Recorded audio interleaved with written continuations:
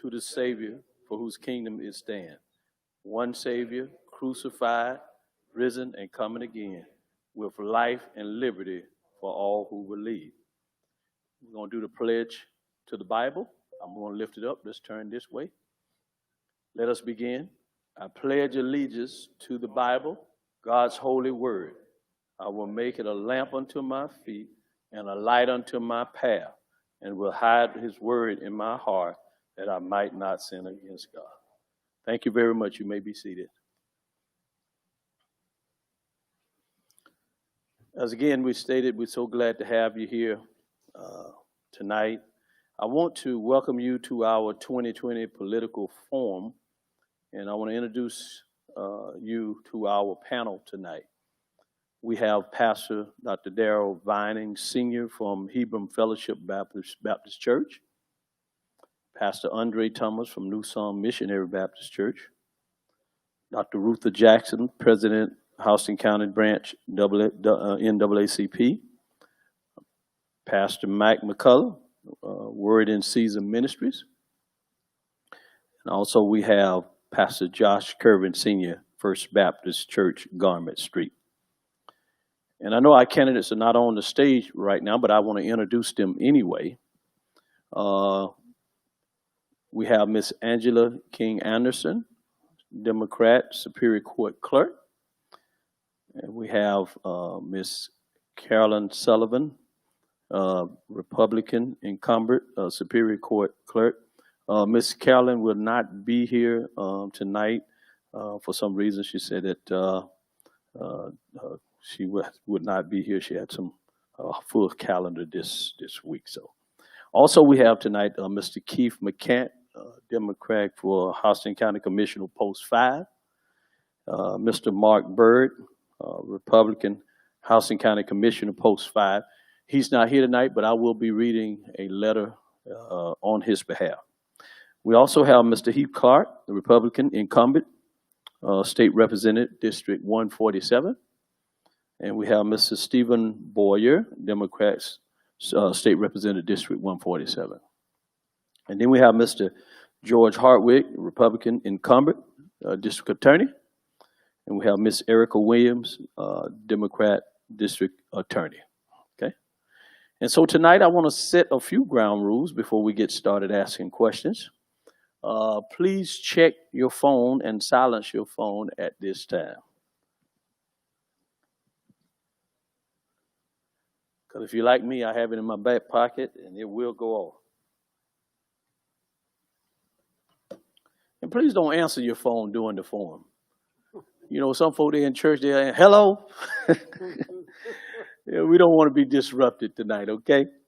All right. No name calling tonight. No belittling or degrading another candidate. No fighting, of course.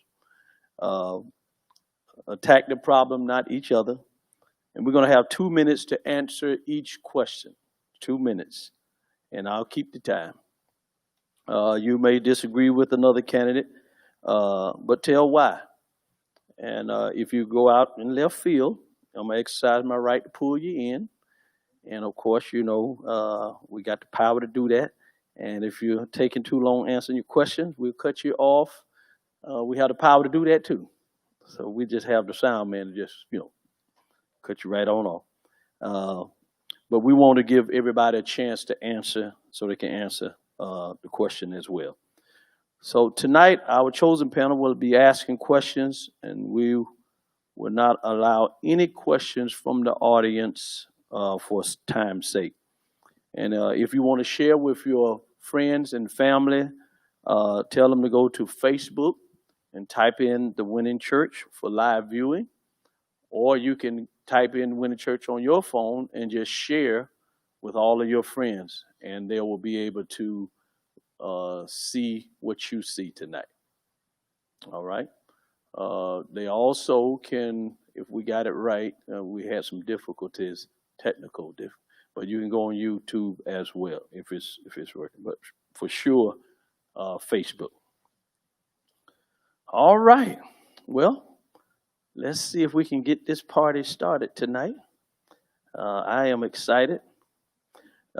First, we're we're going to go 2 by 2. We thought about putting everybody on the stage, but tonight we're going to do it 2 by 2. And so first we're going to ask Miss Angela Anderson to come up on the stage. And she's going to represent the Superior Court clerk. Let's give her a hand.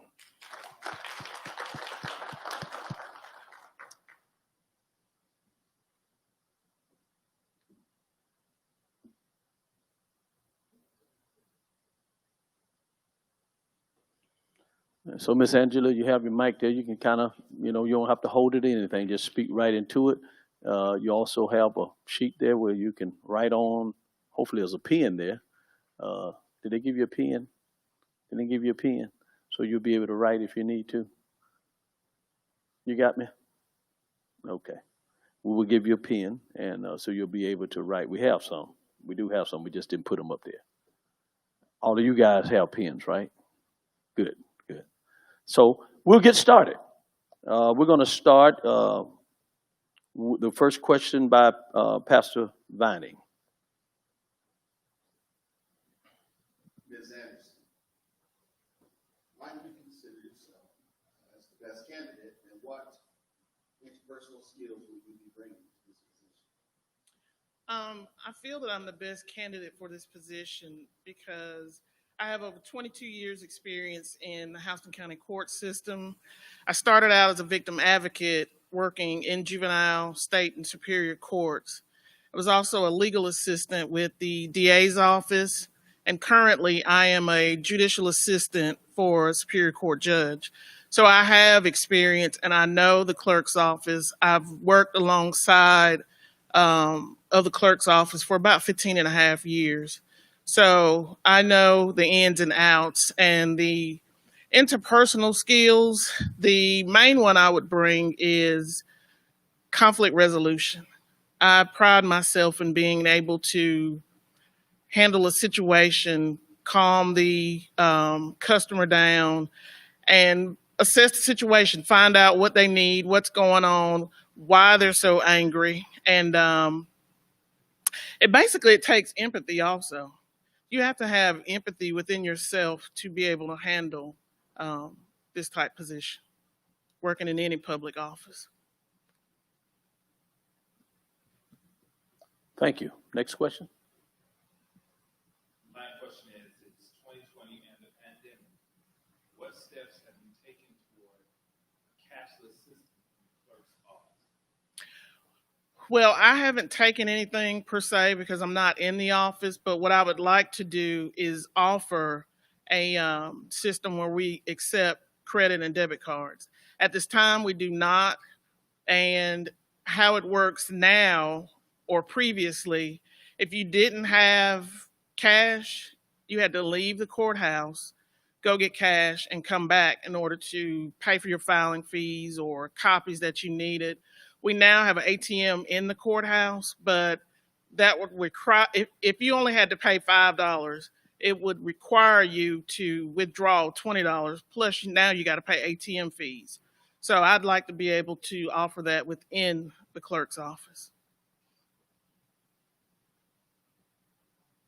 Thank you. Next question.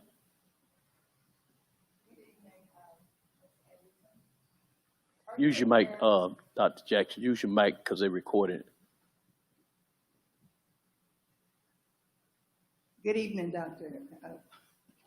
Good evening, Ms. Anderson. Are you aware of this situation that the current clerk told a customer to go back to Ethiopia? What's your take on this statement? I am aware of the situation. I was there when it happened. I was not in the office.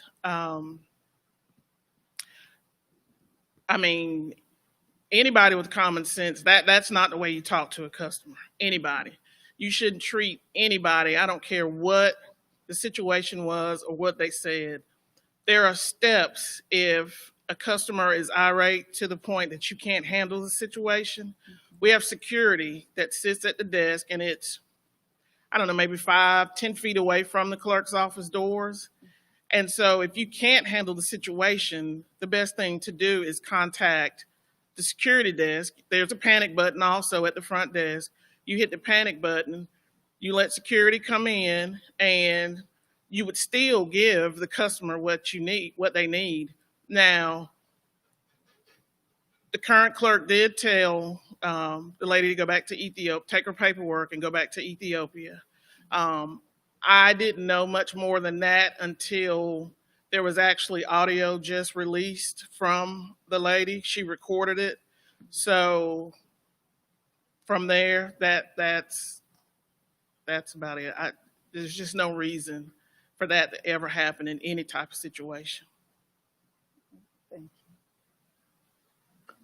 Thank you. Next question. Hi, how are you doing? Good. How are you? Good. You've kind of hit on this in a few of your points, but I'll ask the question just in case you want to add something to it. How would you deal with a disgruntled and angry customer? Basically the same as what I just stated. I will try to calm them and get them to a point where we can actually figure out what it is that they need. Sometimes you can do that. And there have been times that you can't. With my position working for a superior court judge, I actually deal with the same customers. That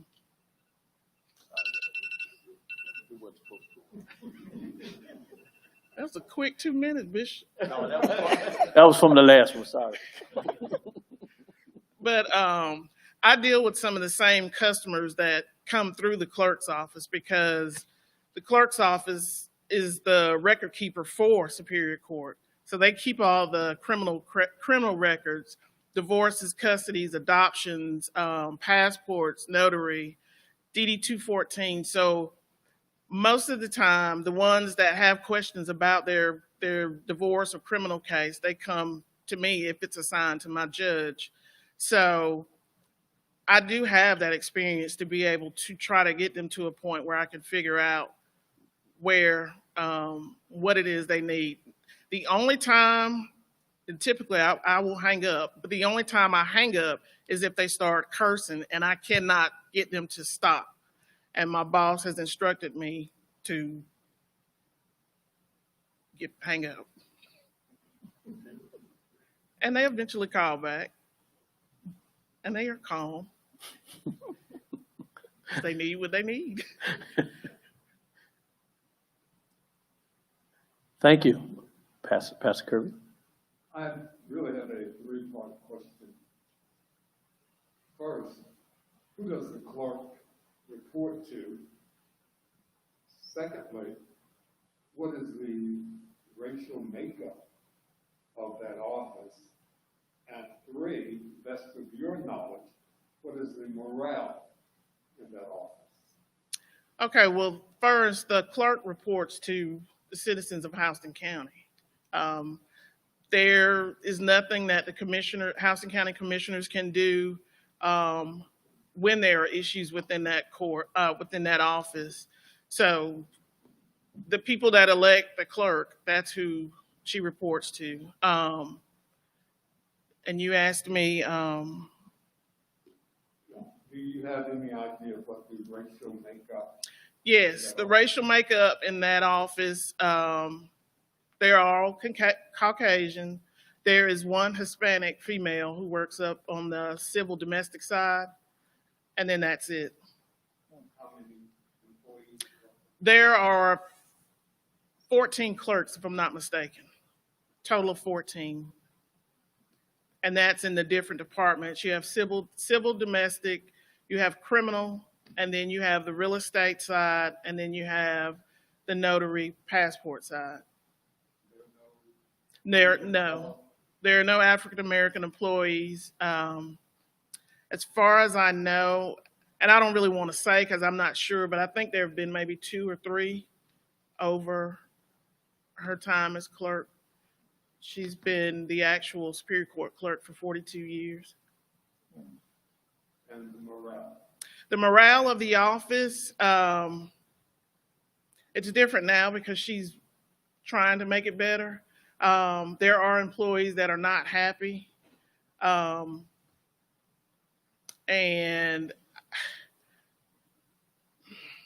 there are employees that are not happy.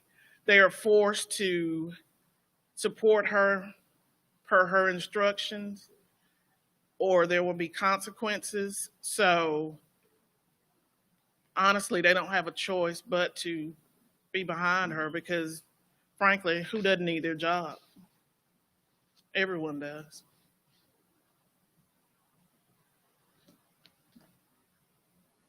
Thank you.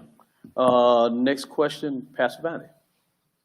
Ms. Anderson, per Ms. Sullivan's social media, she exclaims and proclaims that she runs an efficient office.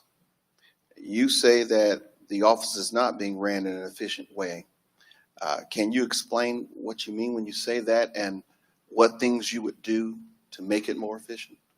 Well, the first thing is there is no dedicated website for the clerk's office. There needs to be a dedicated website that would give citizens the information of what the clerk's office offers, and that's not there. There, for those who represent themselves, and I asked Bishop B this before, but they have it labeled on the website as pro se self-help form. Well, unless you're in the court system, and there may be some outside of it, but how many people know what pro se means?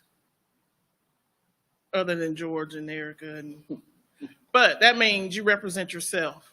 And so it needs to be listed in a way that people actually know what that is, and that's where their forms are.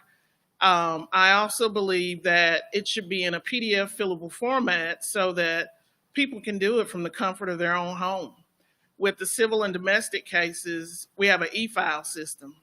And with that e-file system, if they have their document saved to their computer, they can e-file from home. But right now, they have to come to Perry, which is the only courthouse. State Court in Warner Robins doesn't offer felony criminal. They don't have any of that in Warner Robins. So they have to come to the court and either fill out the paperwork there by hand or take the paperwork with them, then come back. And they have 2 computers in the clerk's office where they can file those documents. But it's just a lot of hassle. And I think that's an easy solution for a situation that shouldn't be that difficult. And I think it would also be easier be legible for the judges to read, the law clerks who review the cases, and also the clerk's office when we get the documents, because they also still make a file, paper record of what was e-filed. So I also believe that a social media page is needed. When there was a COVID-19 issue that happened. There was an employee who tested positive, and the employee stayed at work until her results came back. Well, that shouldn't have happened, but a Superior Court judge closed the office for 10 to 14 days. The clerk announced to, I guess, what she thought was the public by posting it on her Facebook page. Everybody doesn't have access to her page. So there needs to be a social media. Everybody's on social media now. So let's do a social media page so we can tell everyone what the happenings are and so forth. And then I've already discussed the credit debit card that I would like to offer. And I just think it would run more efficiently. The clerk's office is responsible for keeping the numbers of the cases that go through the court. And with those numbers, they are reported to the AOC, which is the Accountability Office of Courts. And those numbers will determine whether or not we can get the 4th judge that we need. Right now, I am scheduling cases into mid to late January. And people have custody cases they want to resolve. People have divorce cases and they're still living together and they need it resolved. But when those numbers aren't reported accurately, we can't get our judge. And last year's records were not reported accurately. She said that it was IT's fault. They may have they may have printed the wrong numbers or entered it incorrectly. But it is the clerk's job to make sure those numbers are correct before they leave that office. And so, once the report was sent, we only need 1.5 judges. So, our office, the judge's office, fixed the numbers so that we can resubmit them, not the clerk's office. Thank you. Next question, Pastor Thomas. Ms. Anderson, you've discussed some processes already, and obviously the need for technology.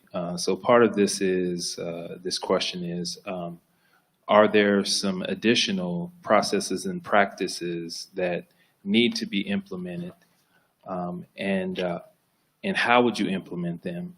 Follow-up to that is, do you feel like this county can handle to be able to pay for technology to have these enhancements?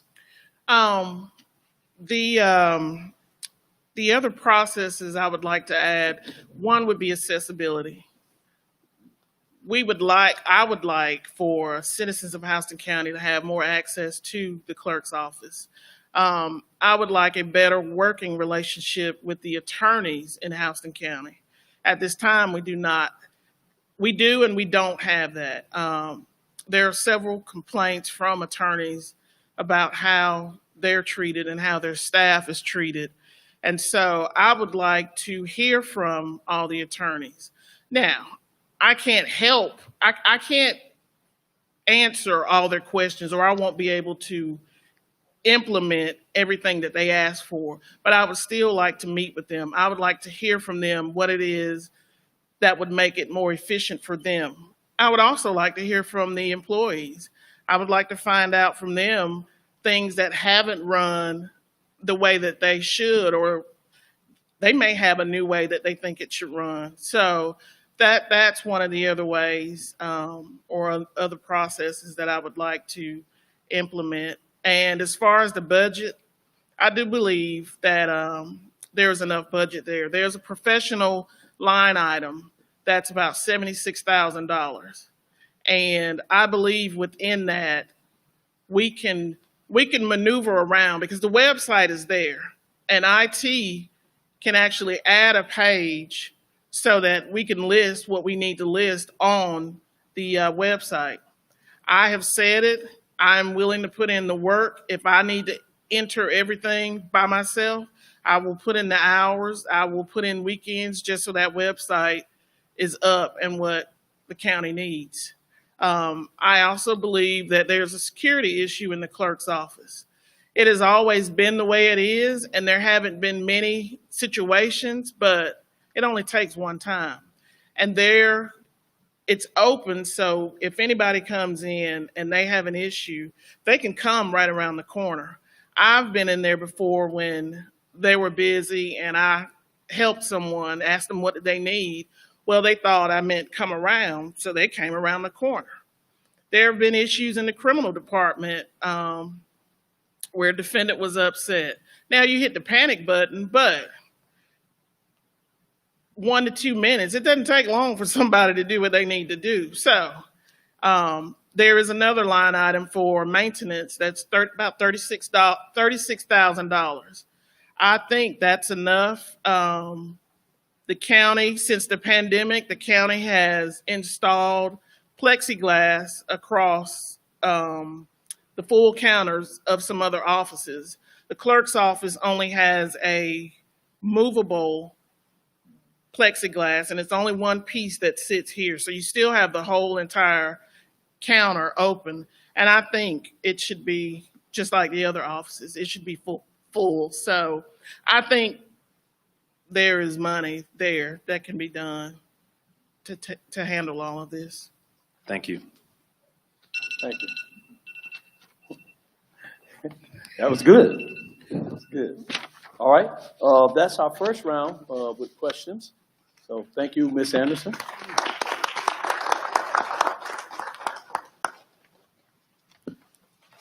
Next round, we're going to have the House and County Commission for Post 5.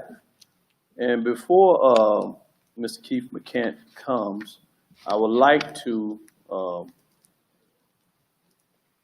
share something from Mark Bird, who is not able to make it tonight. And he says, "Good evening. Thank you for hosting tonight's event, for the opportunity to present this statement regarding my candidacy. It is with great regret that I am unable to attend in person due to the testing positive for the COVID-19.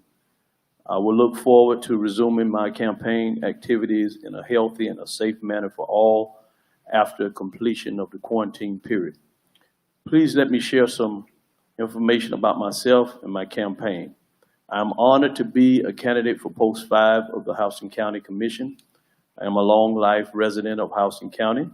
I graduated from Northside High School and went on to obtain a degree in finance from Georgia Southern University. My wife, Amy, and I celebrated our 25th wedding anniversary this year. And Amy is originally from Lee County, Georgia, and is a former kindergarten teacher and reading specialist with the Houston County school system. We have one son, Parker, who is a 2020 graduate of Veterans High School and is currently a freshman at the University of Georgia. I have been the owner and operator of Bird Company, LLC for over 25 years. Primary business operations of the company are in the real estate and hospitality industries. My business experience has taught me that the most important asset of any organization is its employees. I understand what it means to be a revenue generator, an expense manager, and a job creator. I will apply these valuable skills in my service as Houston County Commissioner. Community service has been a major focal point of my life, and I understand clearly that community development is a team game that requires the effort of many to achieve community-wide success. Over the past 25 years, the primary focal points of my community service has been in support of economic development, Robins Air Force Base, education and workforce development, and small business. As a commissioner, I will utilize my experience in these key areas of the community to benefit of the citizens of Houston County. I have been asked many times over the past few months, why are you running for county commissioner? The answer is simple. Houston County is my home. I care about the people that live here, and that's why I'm running for commissioner. My campaign is built on the core values of integrity, accountability, and fiscal responsibility, and unity of purpose. I believe that integrity is the most valuable attribute of my elected official. I understand that as a commissioner, I serve at the will of the people, and I will hold myself accountable to the citizens of Houston County and the employees of county government. I recognize the importance of exercising fiscal responsibility in making decisions on behalf of the public. And I will seek unity of purpose between all local governments within Houston County, the business community of Houston County, and the diverse population of Houston County. I would like to humbly ask for your support and your vote as I seek election to Post 5 of the Houston County Commission. If elected, I pledge to be accessible and to conduct the business of the people in a respectful and professional manner at all times. Thank you in advance for your consideration. I look forward to working with you in the future. I am confident that together we can continue to shape the future of Houston County. To learn more about my campaign, please visit me at markbird.org or follow me on Facebook at Mark Bird Commission. And I thought that was a class act because of his situation. So we praise God for him tonight. Let's give God praise for Mark Bird. I don't care if you are a Democrat here. Come on and put your hands together. All right. So we will have Mr. McCants, will you take stage?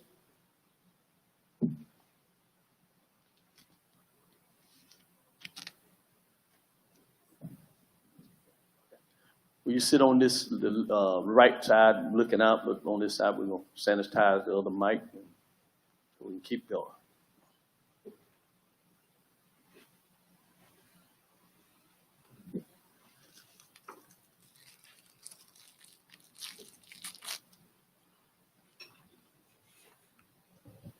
All right.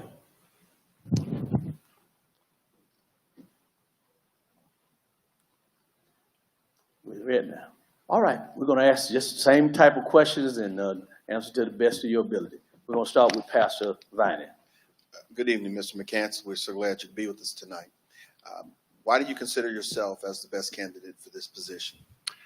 Well, I consider myself the best candidate for this position because Turn up that mic, Danny. So.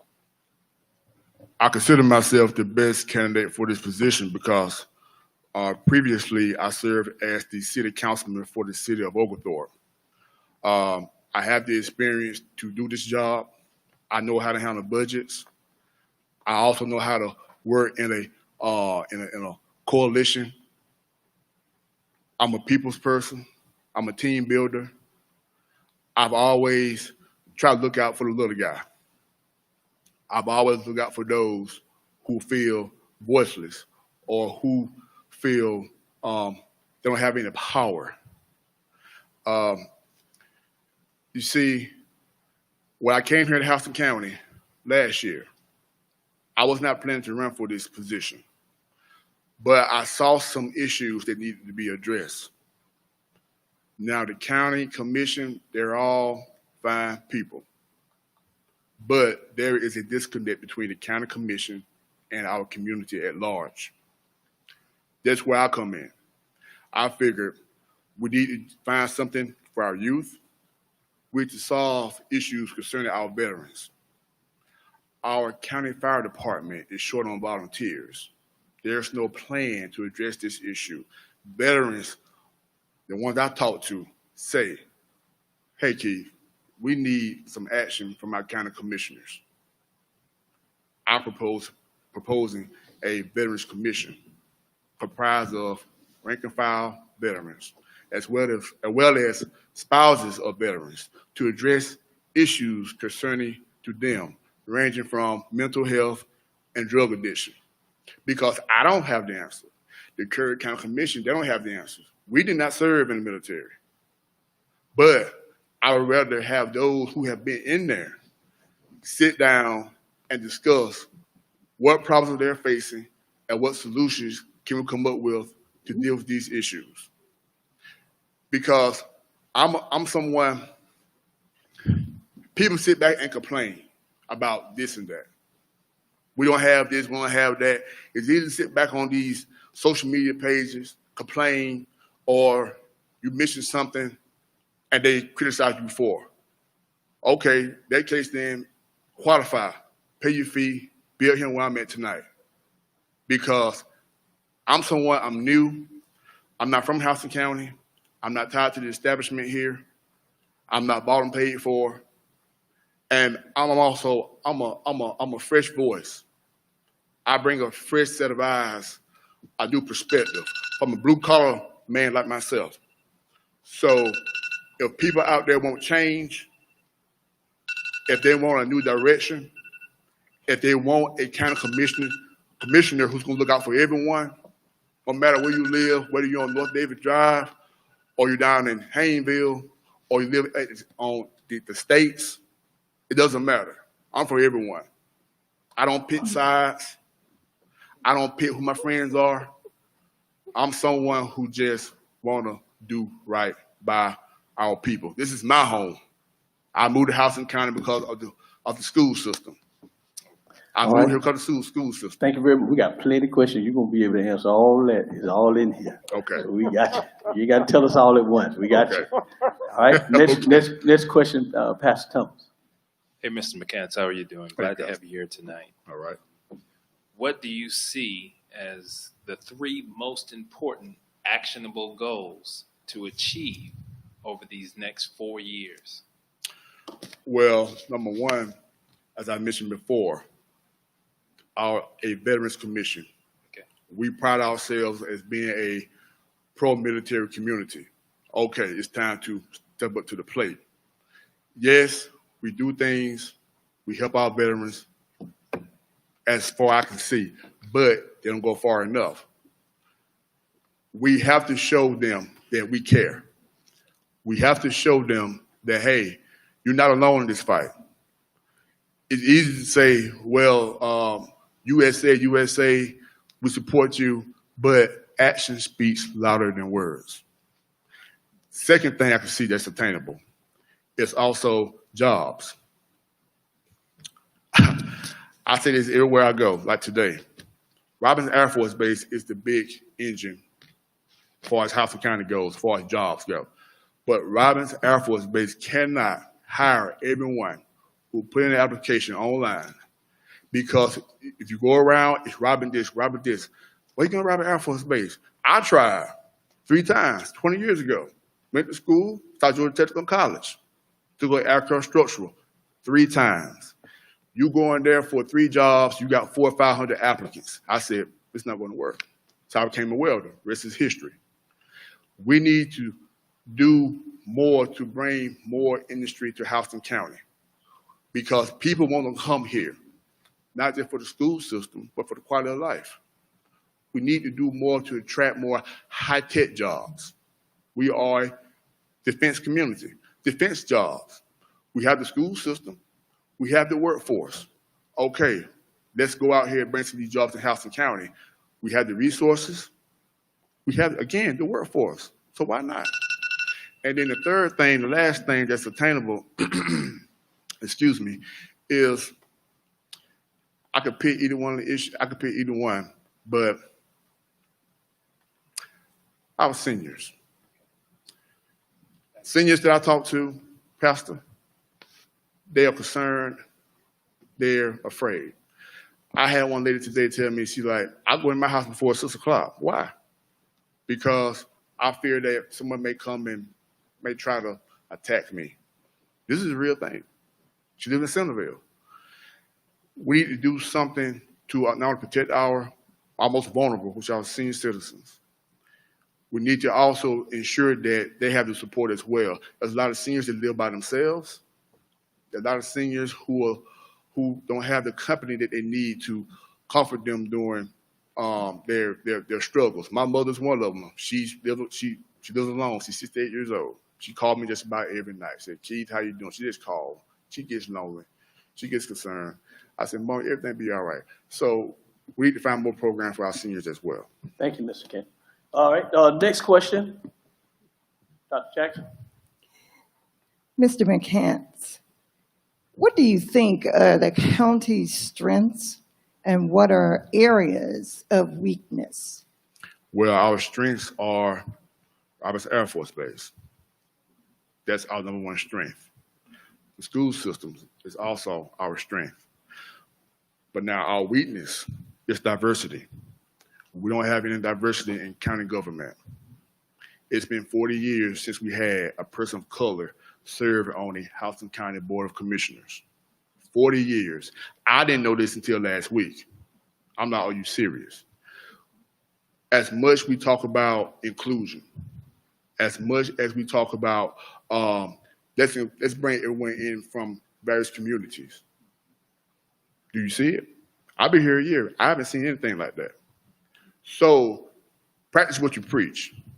And I haven't seen any effort to bring anyone in who's a different complexion to show that, hey, there is, this is a place I want to go and I want to raise my children and raise a family. Because, look, there are so many people here in Houston County that's unrepresented right now. Blacks, you got Hispanics, you got Latinos, women, youth. The county commission should reflect the county. But it's difficult, and I found out about this recently as well. It's hard, according to some, for a person of color to win in Houston County based on how things are constructed right now, which is all the seats are countywide based seats. Me, I saw this, I looked at this before I qualified, I said, hey, I can do this. I can do this. So that is our biggest weakness, is we have to have more inclusion within our county government that make people feel welcome, make people feel at home, and make people feel that, hey, and they care about me. So that's our biggest weakness is diversity. Thank you, Mr. McCants. All right, Pastor McCullough, you have the next question. Good evening. Yes. Houston County is a county with 3 different cities. each has different infrastructure needs and has varying degrees of utility functionality.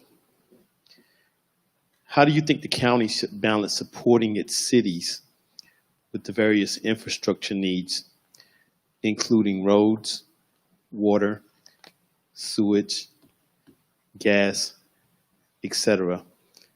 And how does it negotiate fairly regarding annexations and the underlying utility structure? Well, that's a kind of a difficult question. My answer to all of this is we may need to look at the possibility of the cities of Bonaire and Kathleen breaking off and forming their own government. That's how I look at it. Right now, our roads are congested. You're building these new developments that's going on, units being built. I try to look at this issue very hard and I try to come up with different ways to how can all this be solved. I just came to one answer. If you look at what they're doing up in Metro Atlanta, what they were doing the past couple of years, there's people get together and they say, hey, we want our own form of government. Bonaire right now, population sits over 20,000 people. It's about the same as Perry. Kathleen is nearly 20,000 people. But what you're seeing now is you got Perry taking in a lot of those areas because look at City of Warner Robins. There are a lot of areas outside the county here that Warner Robins is supporting. The infrastructure is a big issue here. We need to create more roads because the traffic at times is horrible around here. Transportation would be an issue. There may be some blowback to that as far as transportation goes, but we need to do something about this infrastructure.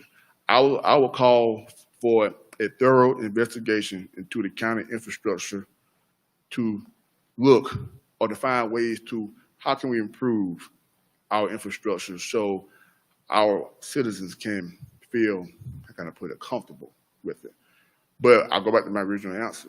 I think Bonaire and Kathleen should look at the possibility of breaking it off. The citizens in those areas should look at breaking it off and creating their own governments. Because this county is growing too fast. I think the county commission has been reactive, not proactive. They react to what has happened. And like I wish I could have a more easier answer for you, but that's my answer. That's the only way I can see this. All this, before this question goes, those two cities should break off and form their own government. Now, there's gonna be some blowback from that.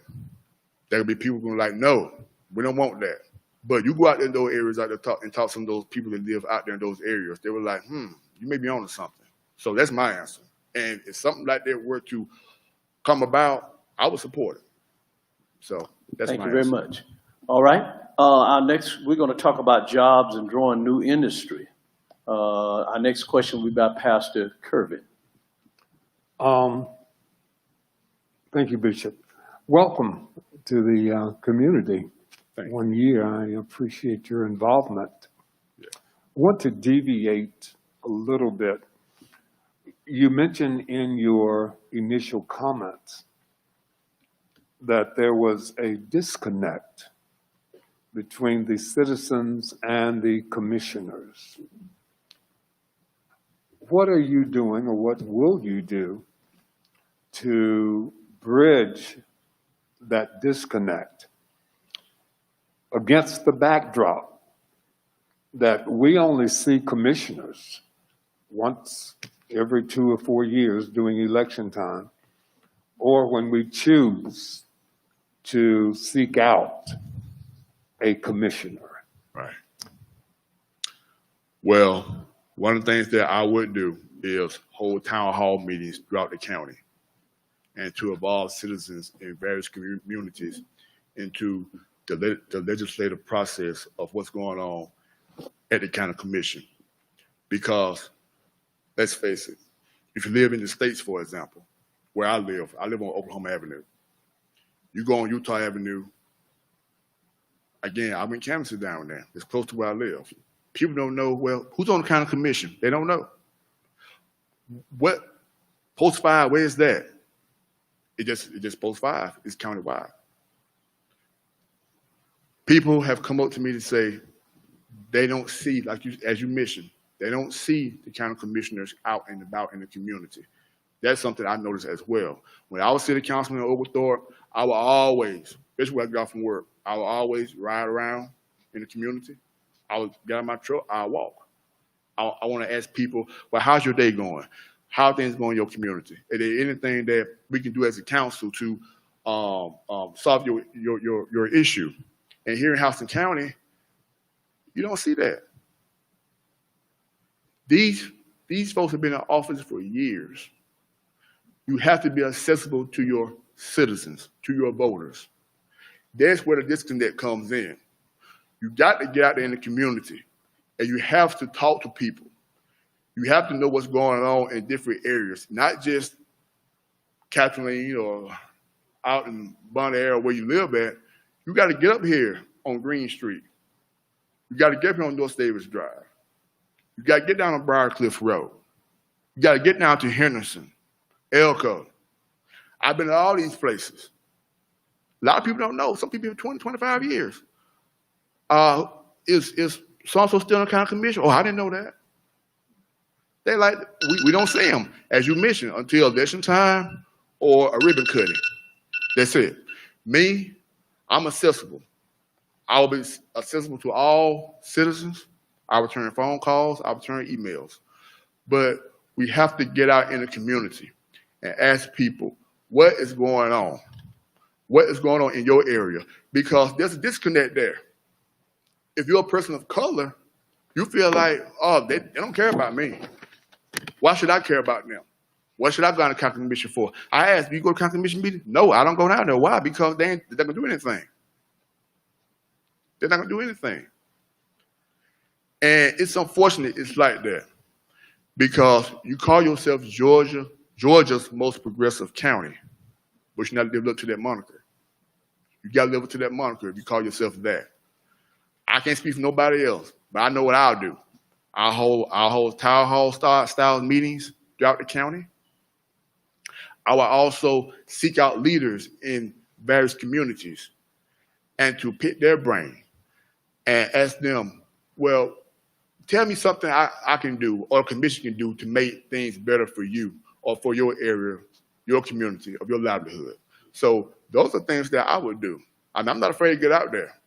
I'm not afraid to do that. You got to, when people, and I'm going by from my experience as a previous councilman, when I ran down there, it was just change. I ran the same thing I'm running here now, I did in Oglethorpe. Change.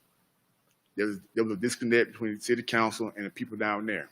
I see the same thing here. Get out there, talk to people. Because they look a different way, don't mean anything. Because they don't make as much money, they don't mean anything. Because if they live in a public housing project, there's a negative connotation when it comes to that. Those are people as well. They just live in a public housing project. So why should we look at them differently than someone who lives down in Bon Air? Include everybody. So I mean, we can do a whole lot better here in Houston County if we have somebody here who's willing to go out there, put those boots on, walk the streets, go into the communities, areas where it may be deemed unsafe. You got to go out there. So that's my answer. I mean, town hall meetings throughout the district and see leaders in various areas and to pick their brains and see what else can we do to make this county a much better place to live, to raise and raise our kids and our families. Thank you, Mr. McCants, for your passion. This is going to end our session with the House and County Commissioners. We try to do it in 25 minutes block, so we're a little bit over. But thank you, and we'll move on to our next one. Let's give the Lord praise for that session. All right. The next one we're going to have, and we might want to just take a little break, a little bathroom break if we want to do that. But the next one is going to be the race for the House seat. We'll have, will you come in? So if you need to take a little break, do so, but we're gonna start up in just a moment, and we're gonna talk about the House seat for District 147. 147, okay? And DAs, y'all be patient with us.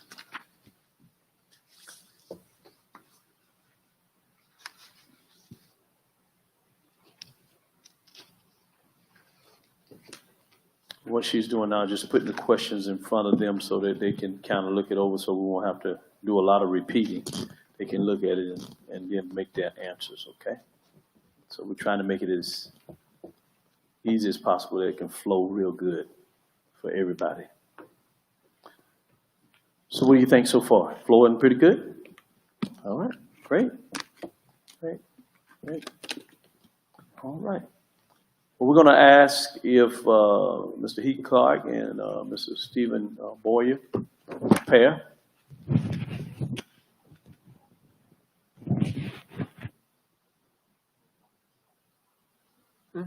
Yes, please.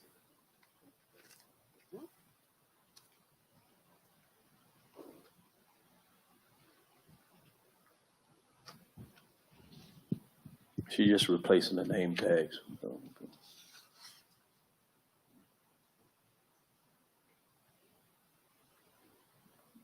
We do have a name tags, right? Stephen Boyer and Mark, not him. You got the other two? Okay.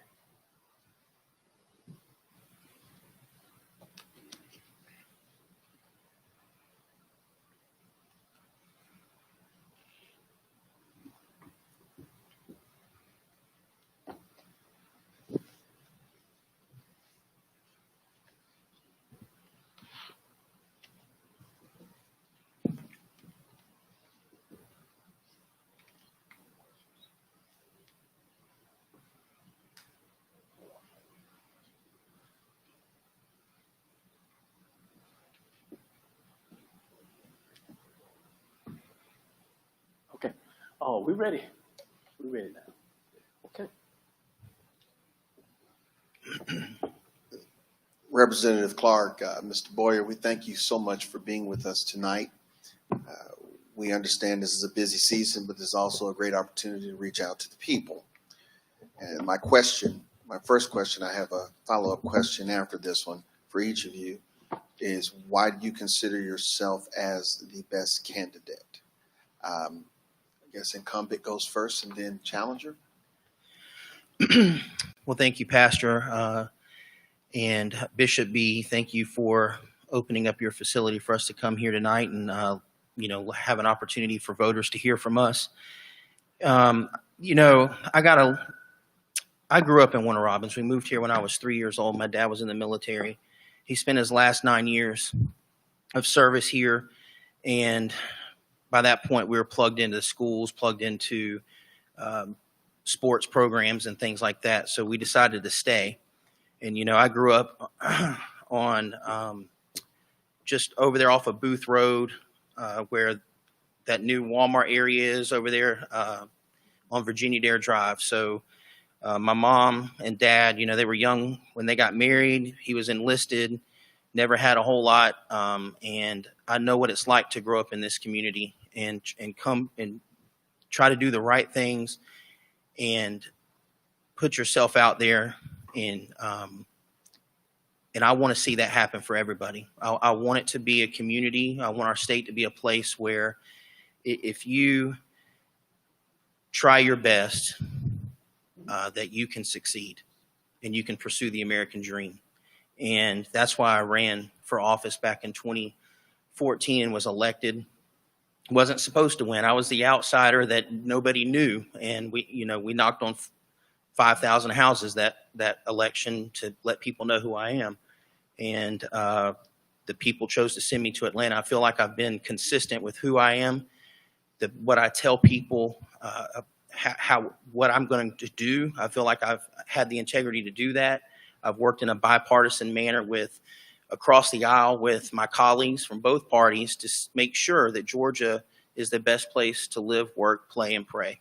And so it is an honor of my life that the community that I grew up in, that gave me the opportunity to run for office, elected me to serve them. And, I'm running to go back and continue to be the champion for the citizens of Houston County in Atlanta and put Houston County first, and asking for everybody's vote and support. I thank you for having me. I'm the son of a man who served 20 years in the Air Force. He fought in 2 wars in Korea and Vietnam, and he later lost his life to cancer caused by Agent Orange exposure. From him, I learned perseverance and patriotism. My mother, she is an independent thinker. She always ensured that my brother and I always figured out why. Because this is vital, because finding out why a problem exists is the only way to permanently solve that problem. From her, I learned to question the status quo, and when things needed to be changed, to take action to help change those things. Middle Georgia is my home. I love Middle Georgia. I've been here over 40 years, and grew up here, like I said. Graduated Warner Robins High School in '96, enlisted in the Navy as an electrician, and returned home afterwards, where I started a family, earned my bachelor's and master's degrees in accounting from Georgia College and State University. I helped manage budgets of multi-million-dollar national defense contracts. I re-enlisted as an Air Force reservist for 6 years here at Robins Air Force Base. And more recently, I started a community-based business to help people have more confidence in making sound financial decisions. As a father of a 14-year-old son and an 11-year-old daughter who attend public school here, who want a safer and secure future for all of our children, as a veteran who has already shown willingness to lay it all on the line for my community, and as a business owner who understands the value of a dollar both in business and at home, I am uniquely qualified to serve House District 147 and to help solve the problems of today and prevent the problems of tomorrow. 2020 is a strange year. It's been dominated by COVID-19, and it caused a split session this past year in the House. And so we had a late mid-year session instead of a normal yearly session. And perhaps most affected was the 2021 budget. Due to the pandemic, the budget outlook was much different in June than it was in March. The state revenues plunged due to the shutdown, and budget writers had to decide a better path forward. After tapping into the state's rainy day fund, lawmakers passed the budget with 10% cuts, approximately $2.2 billion, smaller than originally proposed. No state department was spared, but some departments like education received smaller cuts than other departments, obviously because of all of the homeschooling and the reinforcement of virtual learning. Could you give your thoughts on fiscal responsibility and how you did or would prioritize cuts under these circumstances? And secondarily, when deciding cuts, what departments do you believe are the most necessary to keep fully funded? You want to go first? Yes, as I understand it, the government was already planning significant cuts before COVID, and because of COVID, it became much more significant. You hear people say, there's certain people that say government should be run like a business. And we kind of get that. We understand you have revenue, you have expenses, and a business makes a profit. And that's the point of a business. That's not necessarily the point of government. We have our current leadership, like I said, was already planning cuts. Why would you plan cuts that you don't necessarily have to make when your state already ranks, 30th for K through 12 public education. Why would you plan to cut these programs if your state already is in the bottom 3 of the nation when it comes to insured Georgians? So I'll say in those cases where you have to absolutely cut, then you have to cut. In our case, we may have had to cut some. We did not have to cut as much as we did. And the reason why I say that is because there are other areas. The current leadership didn't even look to try to raise revenues so that we didn't have to defund public education by almost $1 billion. Okay, so 2020 has been crazy, and which it did make an impact to the budget. The discussion about cuts pre-COVID is just not true. The budget was going up. What the governor had proposed was putting more money in certain areas and then cutting from other areas. But we as the legislature control the purse strings, especially in the House. The budget starts in the House. The governor makes his proposal, it goes to the House, and then it goes to the Senate. So when it left the House, we had put back in place a lot of the cuts that the governor had proposed to things like the public defenders, some of the other. I sit on the Public Safety Appropriations Subcommittee, so we looked at a lot of those that was where a lot of some of what Nathan Deal had put in place with accountability courts. We put the funding back in place, so the cuts weren't there. So the media hyped on all the cuts the governor wanted, the 6% or 4 to 6% cuts, but we put a lot of those back in place, and the actual budget had increased from last year to this year. So it did get cut after COVID. Things plunged. The good news is forecasting, some of the revenues are starting to come back up a lot faster than we were expecting. And so when we come back in January, you have 2 budgets we pass every year, the supplemental for the current year and then the next year's budget. So we can put back in place some funding in that supplemental budget based on the actual projection, the actual revenue, and not just the projections. Education, it did get a cut. It was less than the overall budget. I actually voted to give myself a 10% cut. Since we were cutting 10% out of the budget, I voted to give myself a 10% cut. Not a whole lot of money. But it was a significant gesture in saying that, look, we're going to go in this too. So just to wrap up real quick is when looking at the cuts to education, yes, there was almost $1 billion, but we looked at the different school systems and what they had in their rainy day funds to make sure that the cuts that went to those school systems were not more than what they had in their rainy day funds so they could still be fully funded. And like you said, some of their actual costs had come down some because they didn't have to run all their facilities during the school year. So it is trying to budget fiscally responsibly and making pinpoint cuts that you don't destroy your ability to continue to grow going forward.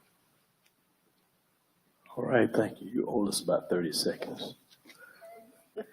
All right, we're going to talk about the hate crime bill. Pastor Thomas. Thank you both for being here to respond to questions that the public is concerned about. This question is about the hate crimes bill, House Bill 426. Apart from the budget, perhaps the issue that garnered the most attention was the hate crimes bill that I mentioned. The murder of Ahmaud Arbery in Brunswick, Georgia, as well as the deaths of George Floyd, Breonna Taylor at the hands of police, created a political situation where ignoring this issue was impossible. Georgia previously had a hate crimes law that was declared unconstitutional by the state Supreme Court. House Bill 426, now signed into law by Governor Kemp, provides sentence enhancements after a person has been convicted of certain crimes motivated by bias against defined groups of people.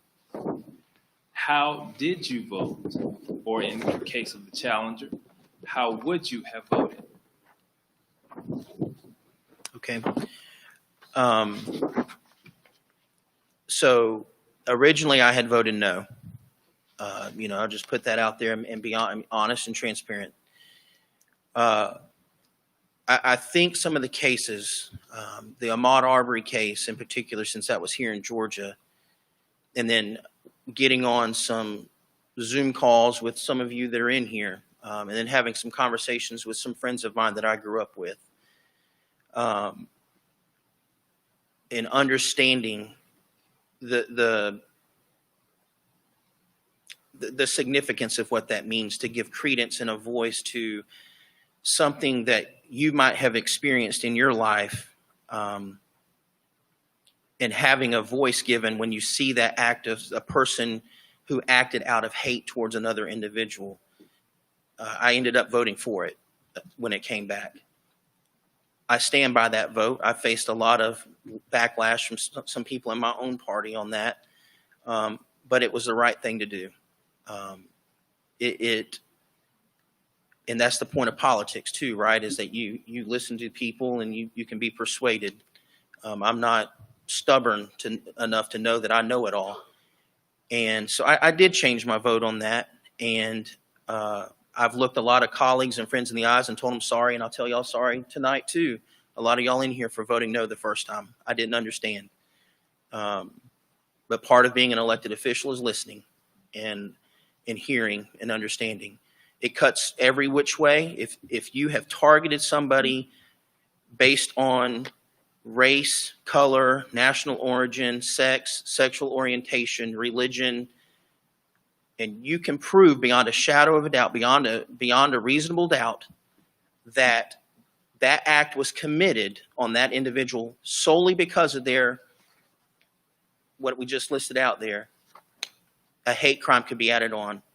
There has to be another underlying crime committed and a hate crime added on to it. So, again, sorry I didn't understand the first time. I was given a chance to hear and listen and understand, and I think I did that. And I think that's part of being a responsible representative too, is being able to admit when you were wrong, and if given the chance to fix it. I'd like for Mr. Board to respond to that question, but there's also a follow-up, so I'd like for you to come back to this follow-up. How would you have voted for this bill? And do you believe that the bill went far enough, or is it lacking teeth to be effective? I would have voted in favor of the bill first time around. I know there's a reason that, 47 other states had already had a hate crime bill. They all of them already had that hate crime bill.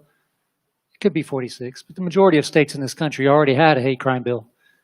And you knew this whenever you voted against it. So also in the meeting that you refer, you say that you spoke with many of the people in the room, and you did, and thank you for joining in that meeting. But the meeting that I attended, you were asked why you voted for it, and other leadership in the area was asked why they voted, against the bill. It's because they spoke with one person about this bill before they voted against it. One person, and that person was a judge who said that the reason, and please correct me if I'm wrong, I could be wrong, but this is what I took away from it. The reason that they voted against the bill was because, Heath voted against the bill. The other one, I believe, was a no opinion, or neither a yay or nay. Was because they spoke with one person back home, and that person was a judge, and that judge said that when it came to the actual add-on punishment for a crime that was considered a hate crime, it did not give the judge the discretion within that sentencing. So the sentencing was fixed. So, first of all, the answer is I would absolutely have voted for the bill the first time around. I would like to think that I wouldn't have needed the advice of other humans to learn that hate is wrong. But, that's just me. And do I believe the bill went far enough? or lacking lacking the teeth necessary to be effective? Time will tell. I don't know.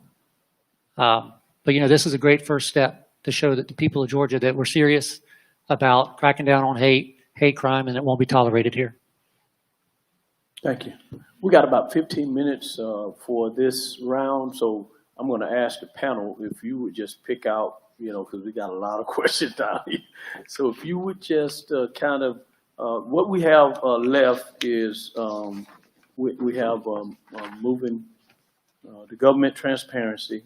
We have child trafficking, health legislation, restricting records from nonviolent crime.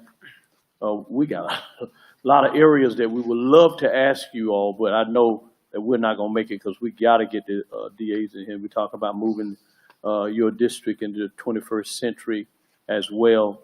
Will you all do me a favor and kind of pick out a question that you deem that is really pressing that we can ask within these next 15 minutes? And we don't have to go in order. We can indiscriminately. All right. Go ahead, Dr. Jackson.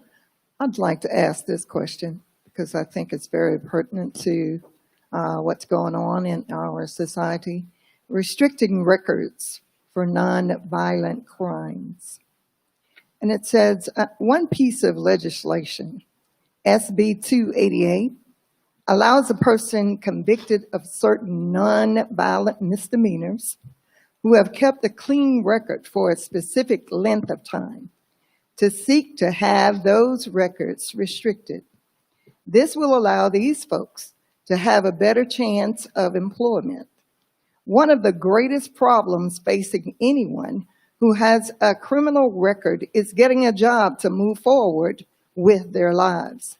Companies simply do not want to take a chance on people with records, which dramatically affects an individual's ability to move in a positive direction with their lives. Does this bill go far enough, or does this subject deserve additional refinement? Also, why doesn't this bill address nonviolent felony records, which could lower the percentage of reincarceration? You want to go first and last one? I mean, I'll go first. I am not familiar with this legislation, this State Bill 288. I do like, from what I'm reading here and from what you just said, I like the idea of it. It is tough to get a job whenever you have a record, and if we're talking about nonviolent misdemeanors, there should be a way to increase someone's chances of employment and become, a strong member of the economy and society, and if given the opportunity. So yes, I am. Again, you might be much more familiar with this than I am. This is the first time I've heard of the bill, but I do like the idea of it. I'm also not familiar with Senate Bill 288.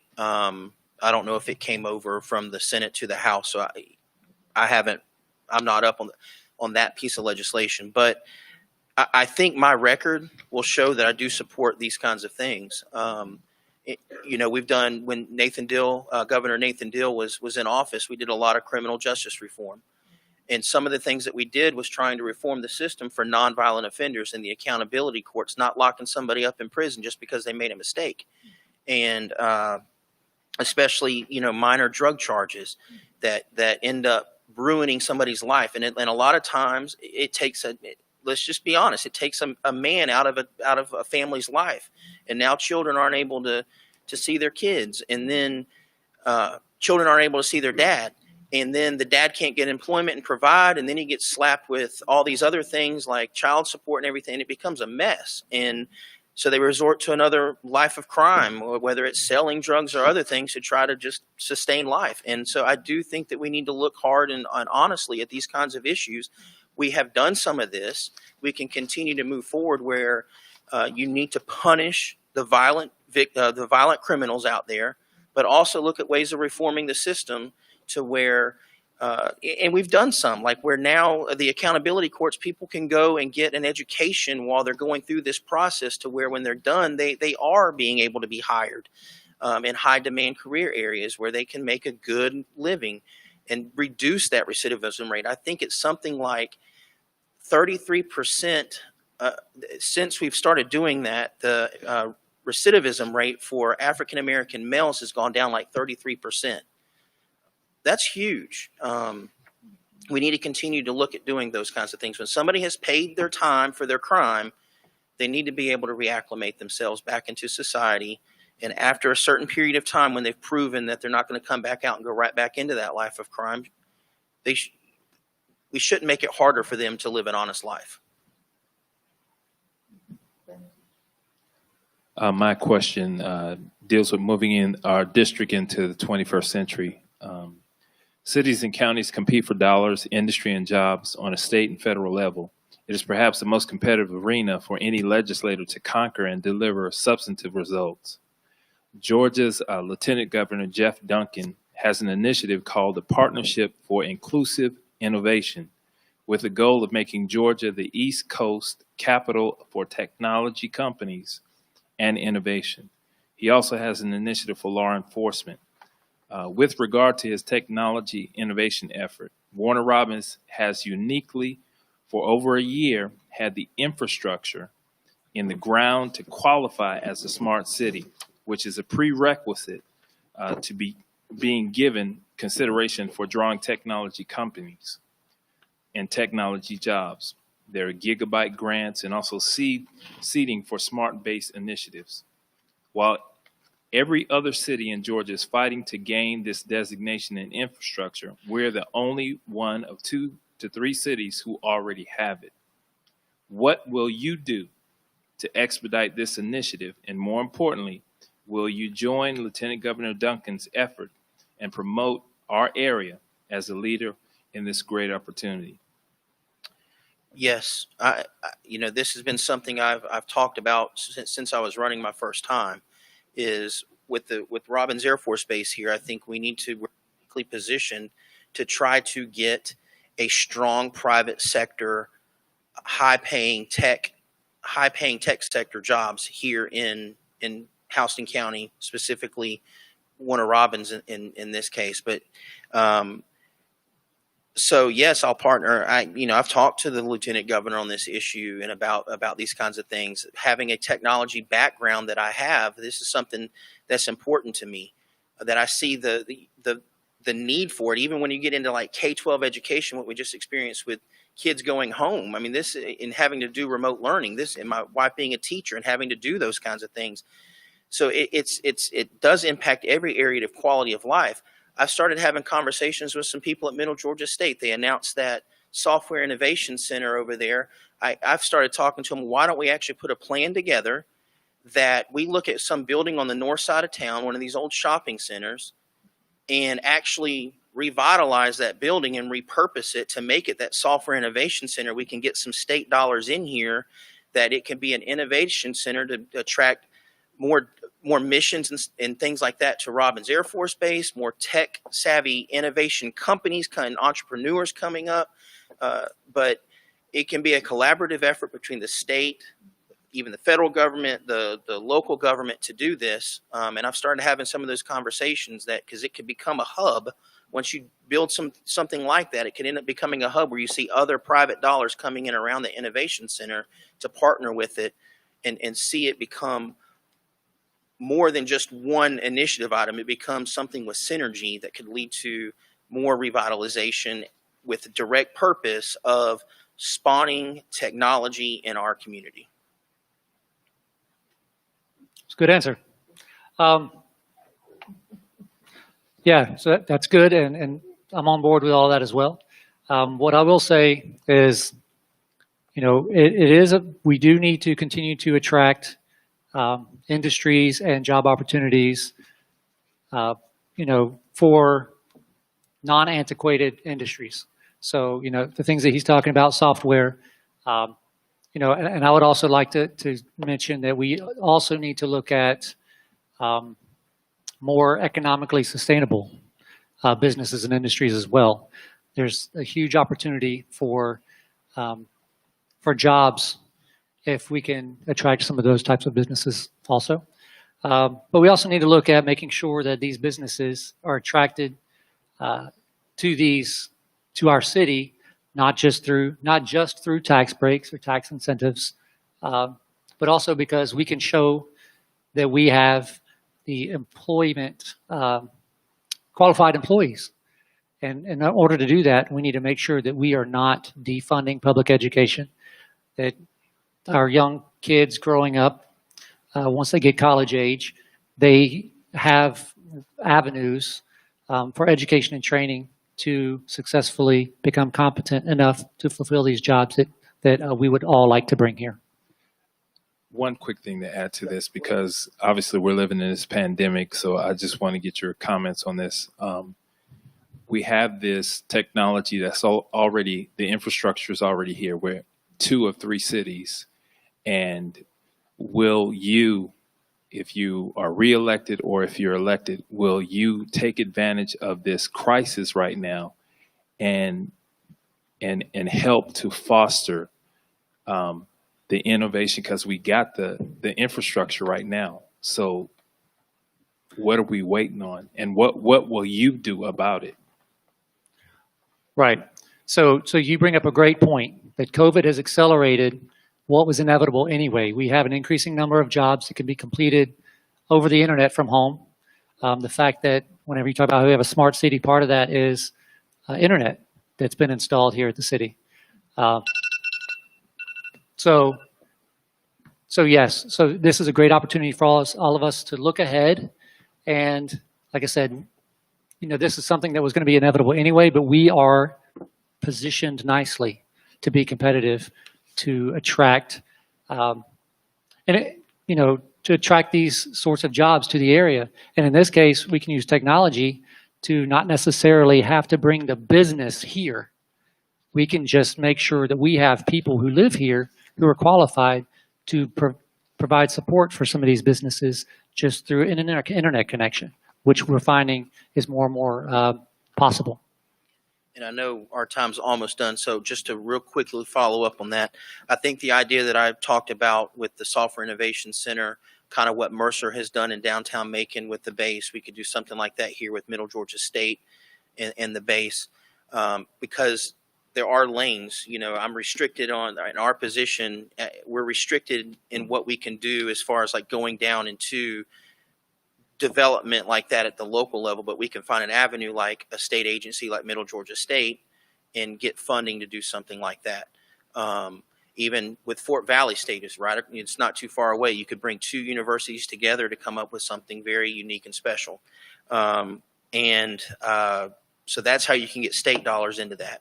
As far as like doing the actual, some of the other things that you were mentioning, that is going to be on the local level. And again, I want to be able to say yes, but I have a lane that I can't get out of, and without overstepping my role or anything like that too. So, but I understand what you're saying, and I'm on that and want to see ways that we can. And I think I presented an idea that we could start working on. You guys have been really great. We got about 2 minutes to do this, but what I'd like to do is have you guys come on our Facebook and we can go live and finish up some of these questions that we have, because we got a plethora of questions we would love to ask you guys, because you make laws that affects us. So we have some more questions, and the pastors would be glad to have you on one of our talks that we have all the time and finish asking some of these questions. But real quick, I would like to have a yes or no question and answer rather to what we have, the couple of questions they had. Would you support the term limits of a mayor's position, yes or no? And are you, or what is your position? Will you, about part-time mayor? Would you support part-time mayor if it came to that? I'll go first. No on part-time mayor. And yes, I would support term limits if they brought that before us to do that. Okay? How about you? I get the reason why people would like term limits, but ultimately, like in my gut, I can't say that I support this term limit for a mayor because a mayor is an elected position. And whenever you say term limits, then you are basically denying the voters a person that they may want in there. So if the voters don't want that person in there, then they won't win their election. So I don't think at this point term limits is something that I, in my gut, really can support for the mayor. And as far as the part-time, if the mayor can do his job in part-time, as far as hours goes, then I support that. The salary is another discussion. Thank you very much. Let's give them a hand. They did great tonight. Great. And so we will be talking later on. All right. If you want to just stand up and take a break, I know y'all been sitting for a little minute, but this next one, this is our last session that we're going to have. It's going to be a good one, and with the DA's race. Okay. All right.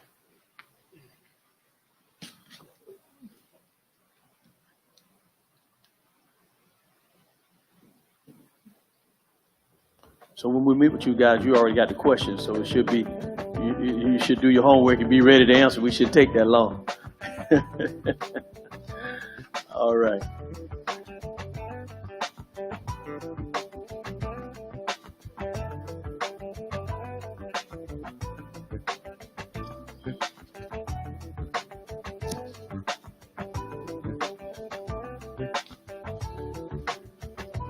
Wow, this is good. No fussing tonight. My God. No fussing and cussing. I hope I don't speak too soon.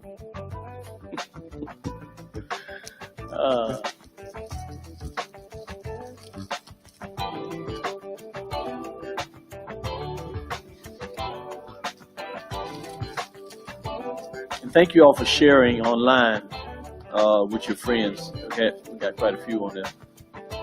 And that's great.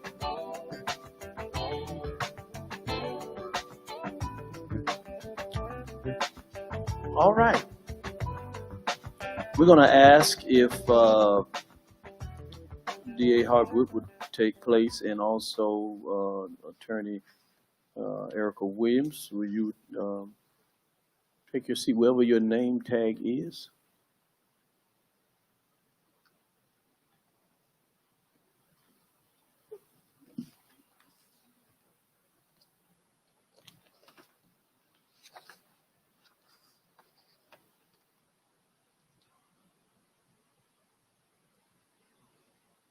While they're adjusting and doing what they need to do to get prepared right now, ladies and gentlemen, the district attorney race is one of the most important races in Houston County this year.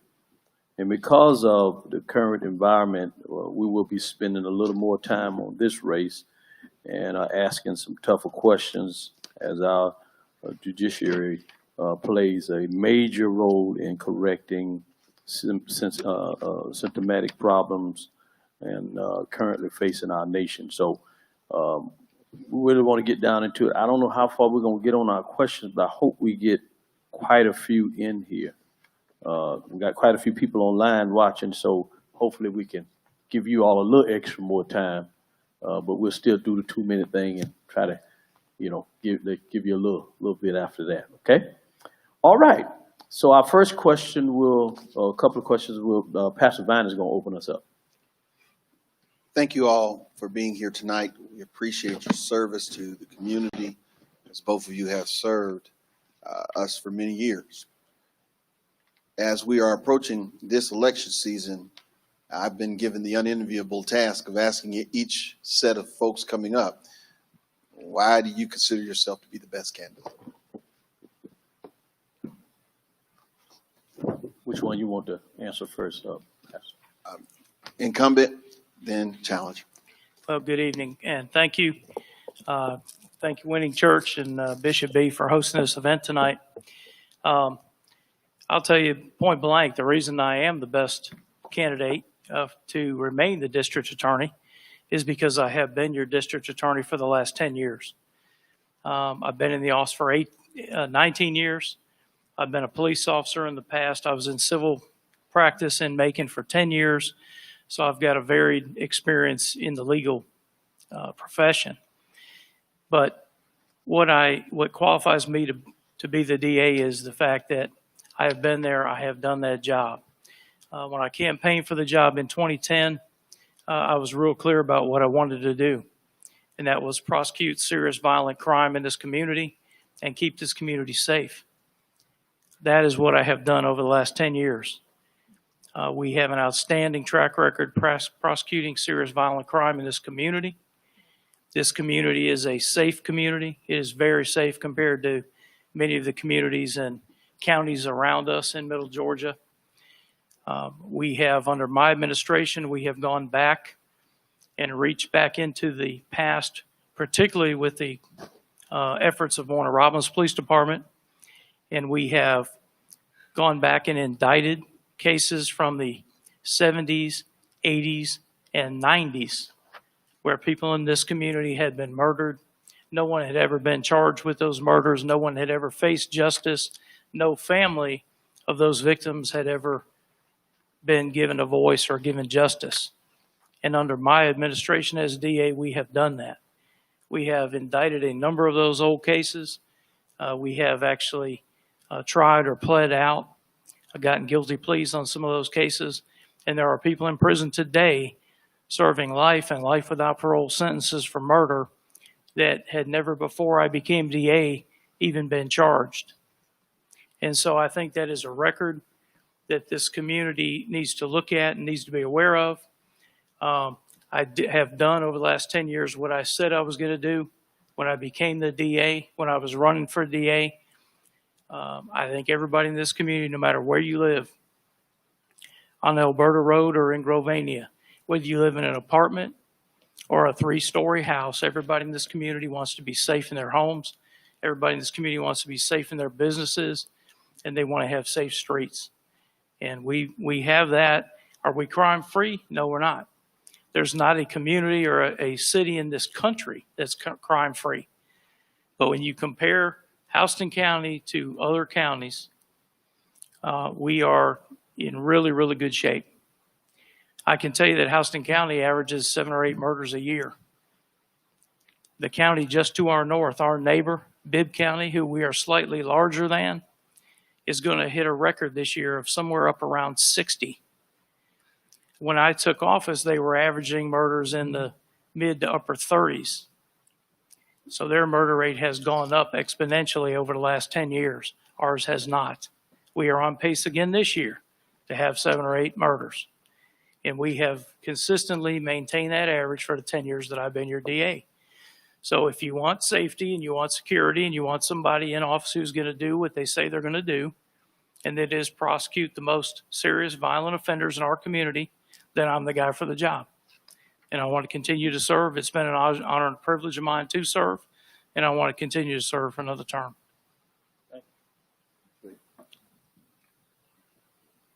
Thank you to the Winning Church for having this tonight, and thank you, Pastor Vining, for that question. I believe that I am the best candidate because I have over 18 years of experience working in the Houston County District Attorney's Office.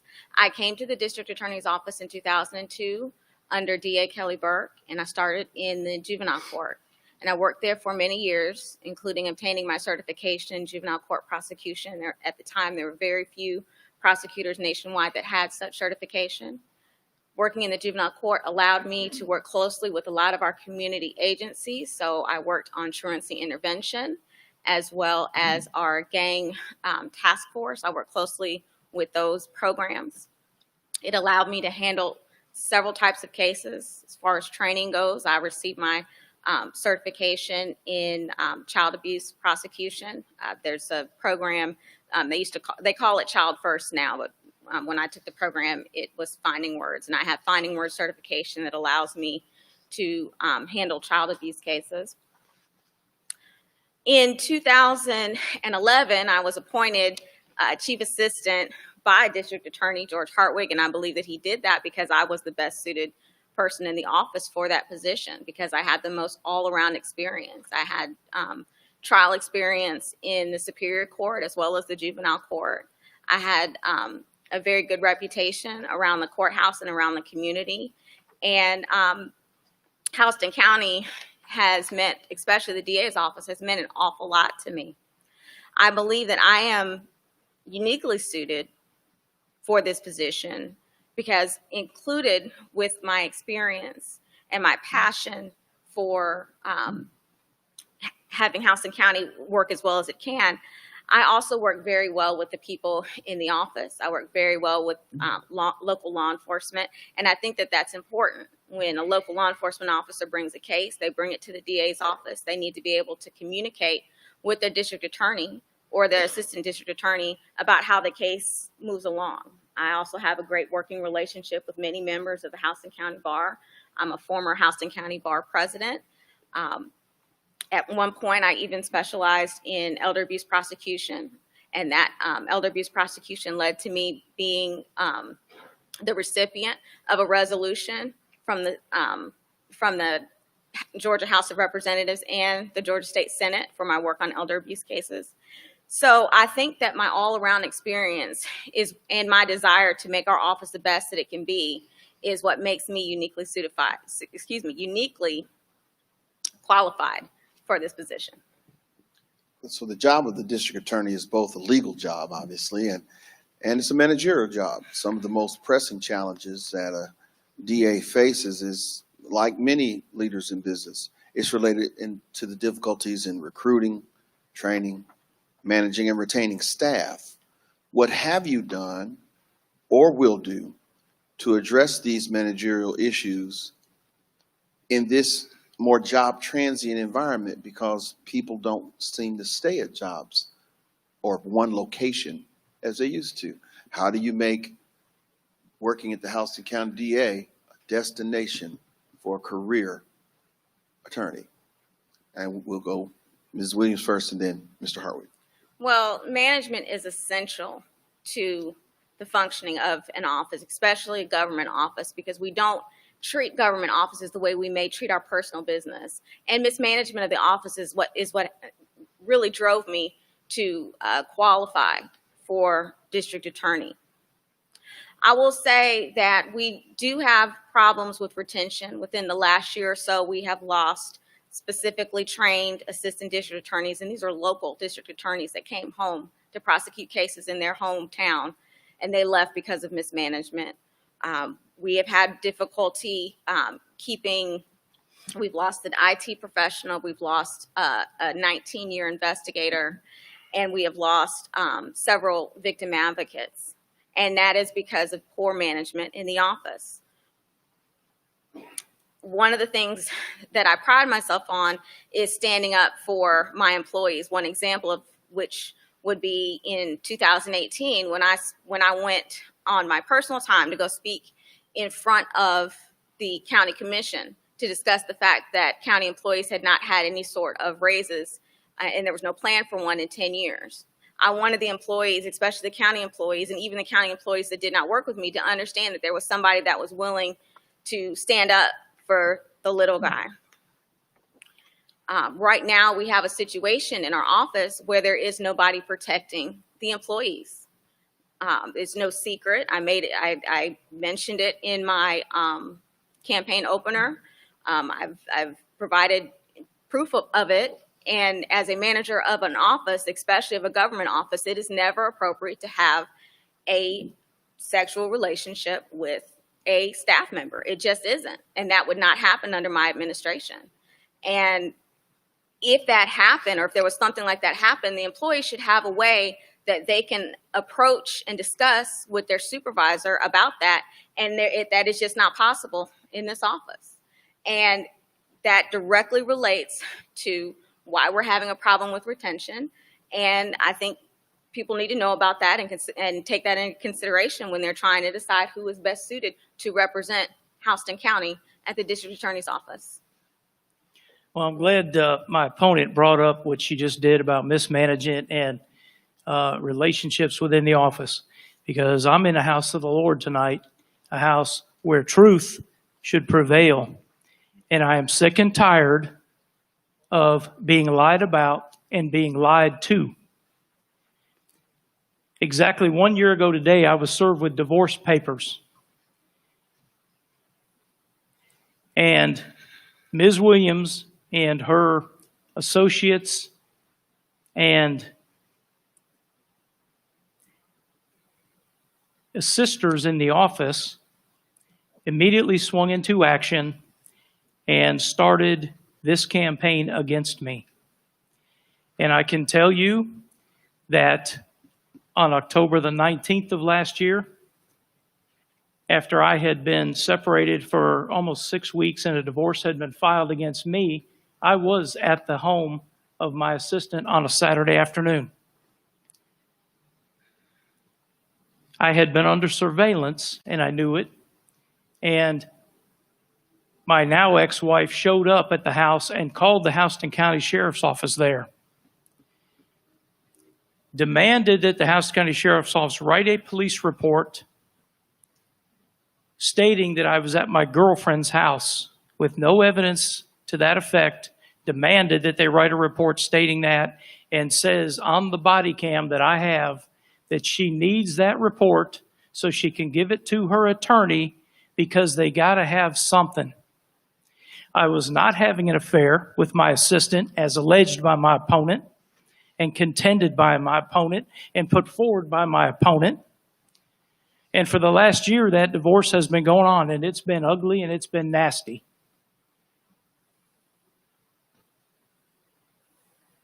But it was started on a lie by my now ex-wife on October the 19th. Less than 48 hours later, a former investigator in my office by the name of Beverly Robinson, who was terminated by me, less than 48 hours later, after they found out the police were there that Saturday, was in the personnel director's office for Houston County complaining about me, complaining about a relationship with my assistant, complaining about the conditions in the office and mismanagement in the office and the environment in the office. That was on a Monday. From Saturday afternoon, less than 48 hours to Monday. Thursday, my opponent was on the phone with the prosecuting attorney's council in Atlanta, where I served as the chairman. She was on the phone complaining about the same exact things as my investigator was on Monday, all founded upon the lie that was started on Saturday by my now ex-wife, which I have the body cam to prove. The next day, my opponent, on Friday, was in the personnel director's office for Houston County, the same place the investigator was on Monday, continuing the lie about an improper relationship I was having with my assistant. I was not having an affair then.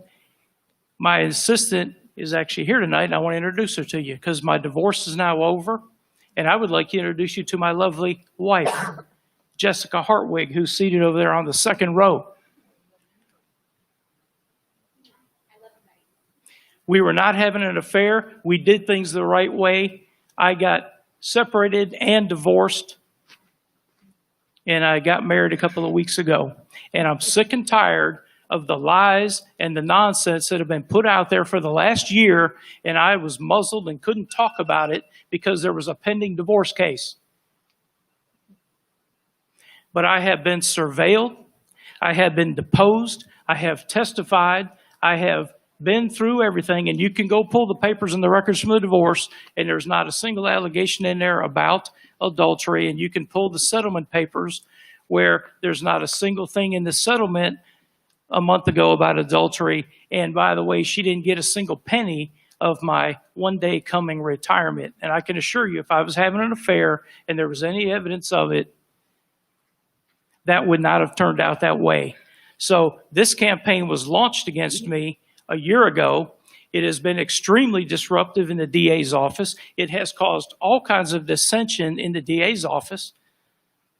She wants to talk about turnover, which was part of your question. In the last 2 years, we've had 7 full-time employees leave that office. 1 left by retirement, 3 of them resigned, and I have their resignation letters if anybody would care to have them through open records. And they say, thank you for the opportunity to work in such a wonderful office. It's been the opportunity of a lifetime. 3 of them left on their own accord. The person she's talking about, who was a specially trained prosecutor that left our office this year, left our office to go downstairs to the public defender's office and got over an $11,000 raise. Had nothing to do with the mismanagement. He got a huge raise. So I'm sick and tired of the lies that are being put out there about me and my personal life and the management of the DA's office. We've got a darn good office. We and we're going to continue to have a good office when I'm reelected on November the 3rd.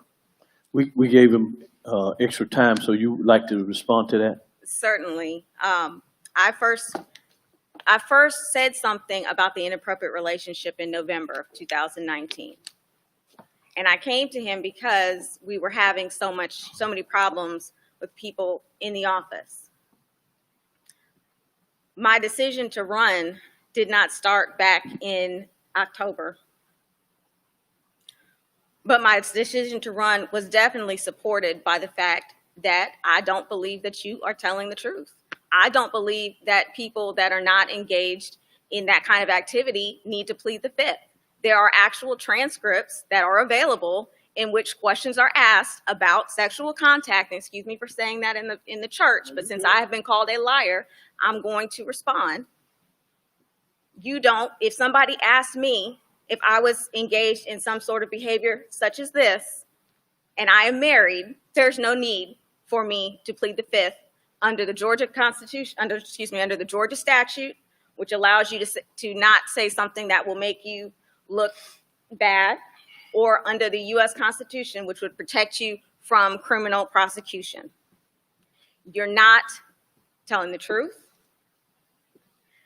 And even if you were, the fact that you are now married to your office manager and you don't see why that is a problem in a government office where she and you are in charge of reprimanding and doing write-ups, and your chief assistant is in an office 20 minutes away and is not involved in any hiring or firing, and it has no access, no direct, easy access to the books, it doesn't look good. And if you don't see that, I can't help you.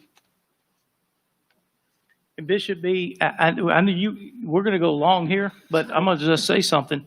Ms. Williams, you're a liar. That's plain and simple, because in November, you were actually in my office because I summoned you in there because I was disciplining another employee. And you never brought anything up in my office in November about an inappropriate relationship. What you said at that time is that I was different because I had quit coming to the office's parties and socials and potluck lunches and had quit going out to eat lunch with the attorneys. That's what you brought up with me. So you never addressed anything with me about mismanagement, inappropriate relationships, or anything else in November. And if you say you did, it's a lie. So you're saying I never said whatever it is the two of you have going on, and Mrs. Hartwig jumped up and shut the doors? Are you saying that did not happen? Or are you saying that you misremembered? You said to me that the environment also wasn't good because I had quit coming to office functions and office parties, and that's true. And I explained to you why I did. But my question, Mr. Hartwig, is are you saying that I never said to you whatever it is that you two have going on? Did I not say that to you? I do not remember you saying anything. Well, I recorded it, so that's fine. That's fine. Since you want to call me a liar. Can I ask a question? Would you give us a reason why you would plead the fifth? Because as a party in a civil litigation that was very nasty, I have a right under Georgia law to plead the fifth. And when I do, it allows a judge or a jury only to make certain inferences. It does not allow a political opponent or a pastor or anybody else to make inferences. It was litigation I was involved in, and I had a right to do that just like anybody else in this room. And I will tell you, the people who know the truth about what is going on and what was going on is me, my wife sitting over there, and our Lord and Savior, Jesus Christ. Okay. All right. Well, let's try to kind of move on a little bit and try to get a few more questions in there. It's getting a little warm, so I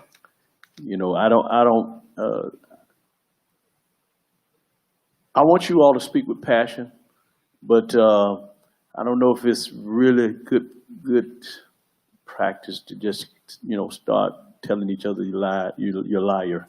But if that's what the case is, that's what the case is. But let's try to stick with the questions. But hey, it is what it is. Pastor Thomas, would you? I want to transition just a little bit. In most DA offices today, job performance and raises are graded on annual win-loss numbers.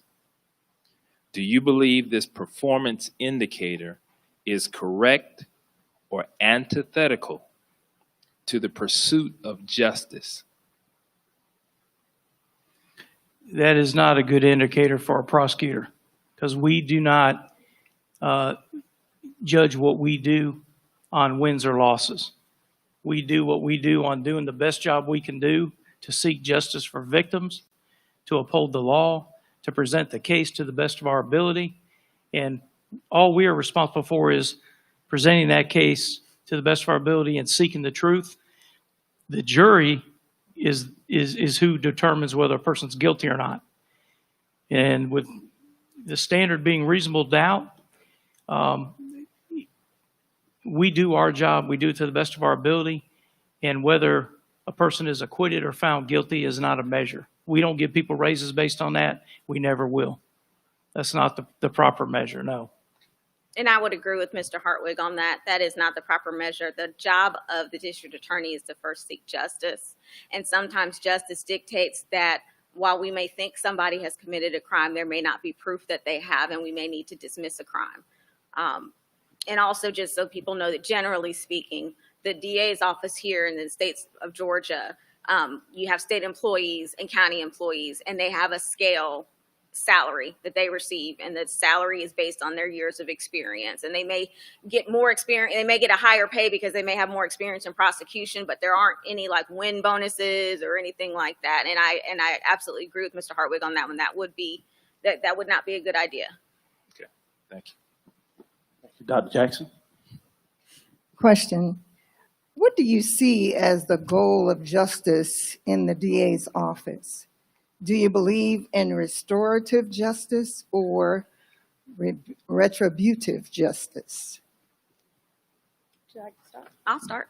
I actually believe it should be a combination of both, and I'm going to tell you why. My years in juvenile court introduced me to the concept of what they call balance and restorative justice, which is where the victim and the offender can make amends together. And it works really well with juveniles because we can't really lock up juveniles. But what we're finding now is that these same principles can be brought in superior court cases, and we have to. We have a very top-heavy criminal justice system. If the system ran the way that it was supposed to, 100%, it would take years for us to try all the cases that we have. Sometimes we have people that will that might write me a note on my Facebook page and say, well, are you going to promise that you're not going to plea out cases? I could never promise that, because pleas make the system move. So if we can weave in some restorative justice, that actually would do better, because the cases would move faster, victims would receive their justice faster, and defendants could get their life back on track faster. So, for example, if you had a case where it was not a burglary, because burglary is so personal, you probably wouldn't be looking at balance and restorative justice concepts for a burglary, but like an auto theft or an entering auto, giving the offender the opportunity to pay the fine and do some community service seems great, because the offender has had some punishment, there is some retribution, but not necessarily removing them from society is the right answer in every case. So yes, I do believe in that. And it does need to be a combination of both. The ultimate goal of a prosecutor of what we do is to seek justice and bring out the truth. So, but in any sentence that's given to hold offenders accountable and to get that justice for a victim, it's got to be a combination of both, and we have that. We have that in our current system. There's got to be a punishment, a punishment phase or aspect to it, and there also has to be the opportunity to improve yourself and to, to learn from one's mistakes and be restored. So our criminal justice system, our prison system, we have that. It's not one or the other. One of the problems that I do have and that I do see is that with a lot of the criminal justice reform, a lot of the juvenile justice reform, is that it's kind of taken away some of the ouch factor. Some of the punishment has gotten so minimal that there's not enough punishment being meted out. And I do believe, spare the rod, spoil the child. If there's not enough ouch or enough pain involved in the punishment that you're going to get, there's not going to be a whole lot of deterrent effect. And I think that's a problem we have today with a lot of the young people. If the slap on the wrist is too light, they say, well, gee, that wasn't so bad. And I think there's more of a tendency to go out and do it again. When you touch that hot stove burner and you burn your hand, you're not going to touch it again. There's got to be some pain. There's got to be enough ouch factor to any sentences and punishment that we do mete out to deter folks from coming back and doing it again. Thank you. Pastor McCullough. Backlogging has become a serious problem. Knowing people are entitled to a speedy trial, how do you intend to resolve this problem? I'm sorry, I didn't hear the first part of your question. The question asks, backlogging has become Backlog. Okay. a serious problem. Knowing people are entitled to a speedy trial, how do you intend to resolve this problem? I'll go first. Every DA's office or prosecutor's office in the state, probably in the nation, has a problem with backlog. There's not a prosecutor anywhere that is moving out and closing as many cases as coming in. So because we have more cases coming in that we can close, that it increases. So is there a backlog? Sure there is. And I acknowledge that back in the primary, even though recently in the paper it said that I didn't acknowledge a backlog. I always have acknowledged a backlog. And I am doing things to address the backlog.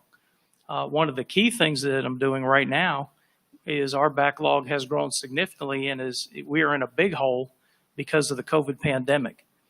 We have not had jury trials. We have not had grand jury since March. We have not been able to present a single felony case to a grand jury and get an indictment since March.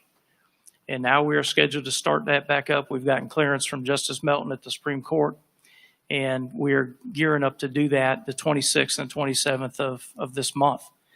So one of the things I've done as the district attorney is I've applied to our chief Superior Court judge for permission, and my understanding is granting it for us to select on October 26th 2 grand juries.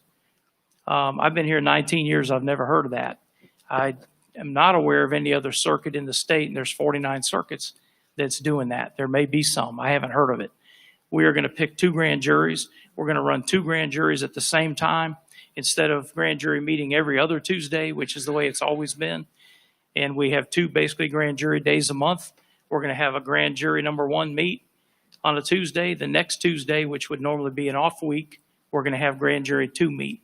And then back to grand jury 1 and then grand jury 2. So at least for the rest of the year and maybe very well going into 21, we are going to run 2 grand juries at the same time. That's going to allow us to present twice as many cases to the grand jury, get twice as many cases hopefully indicted. And I believe that is going to help us a lot in getting out of this hole that we're in and eliminating some of the backlog that we currently are facing. Pastor McCullough, may I answer as well? I think one of the things that we certainly can acknowledge is that, yes, the backlog will sort of always exist in our criminal justice system, because police are making arrests right now. They're probably out making arrests on a crime right now. But what we should remember is that the DA has so much power that even in times such as COVID, we could be looking at some of the cases that we have and trying to figure out, are we getting the best outcomes for the community? Prior to COVID, it was taking years for cases to come before the court. So we would have cases 3 or 4 years old before they were even getting to a jury. And some of these cases would be, again, people are entitled to a trial. The Constitution affords all of us that right. But we have to sometimes look at some of these cases and understanding that we don't have enough judges to handle all the cases. We don't have enough prosecutors. The state was talking about cutting back on public defenders. We don't have the public defenders that we need. So let's look at some of these cases and see which ones are really, truly appropriate to either dismiss, because they're just, the DA can do it with the stroke of a pen. They can dismiss a case for time served when it's appropriate, or if restitution has been paid. Having 2 grand juries seems like a great idea, except for when people start filing trial demands. Are we going to be able to keep up? Do we have the judges to handle all of these cases coming before trial at the same time? So COVID was a perfect chance for us to go really through our cases with a fine-tooth comb and decide which ones could be appropriate for a special kind of pretrial diversion. If it's a driving with suspended license case, run in the driver's history, does the person have their license back?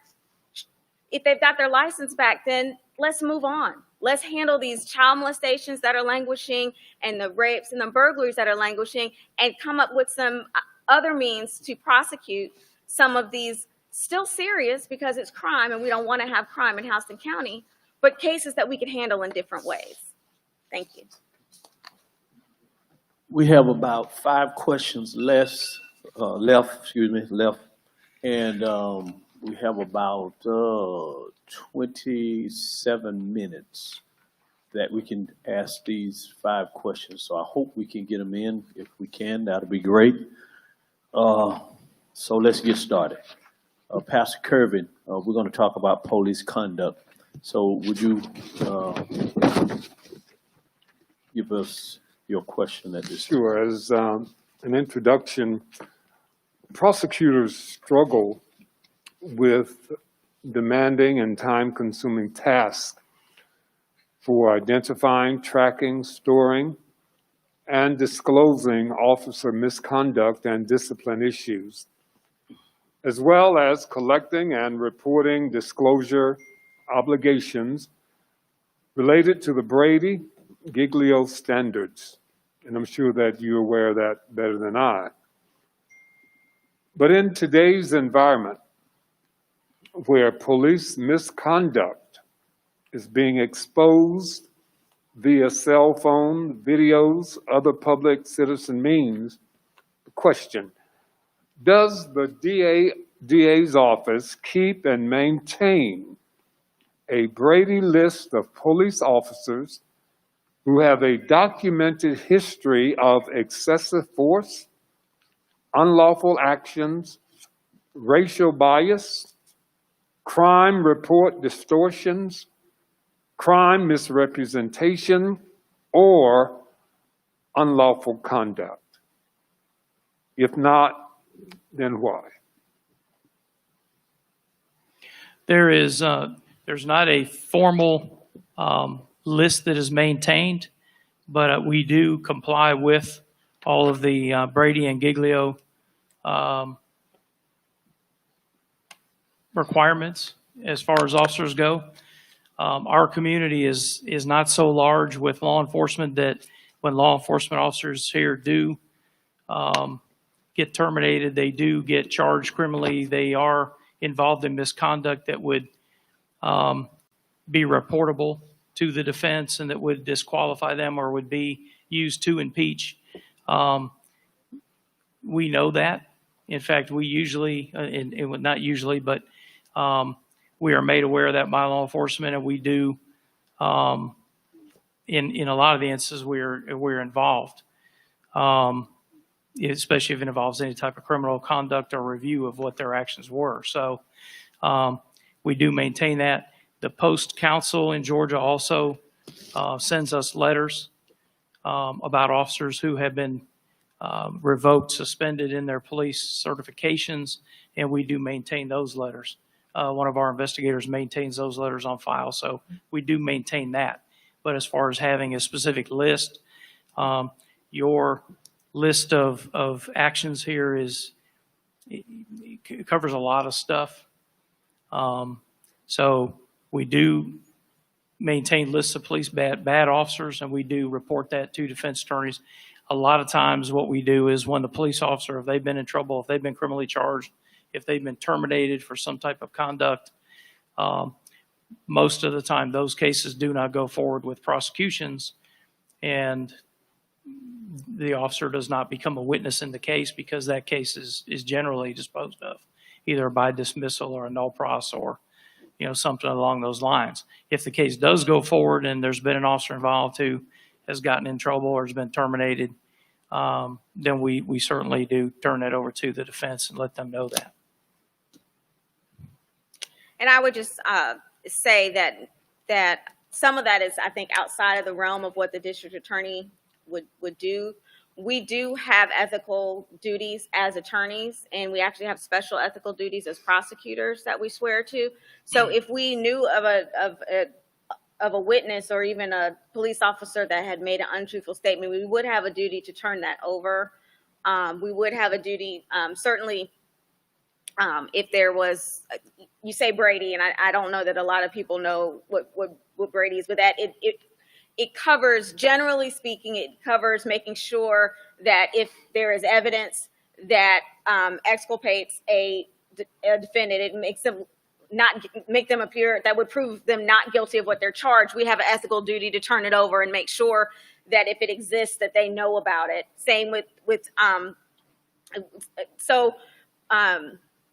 I lost my train of thought a little bit, but so we do want to make sure, and one of the things that we do, I believe, well in Houston County is that we have an open file policy. So when we get stuff, we make sure it goes into our system and the defense attorneys can access it electronically and they can download it. What I think we could do better is making sure that everything that is there when it's supposed to be, because sometimes we think something is there and then we find out on the eve of trial that it's not. And so I don't think that there's a lot of intentional bad behavior going on, but when it does, it is our duty to address it. Thank you.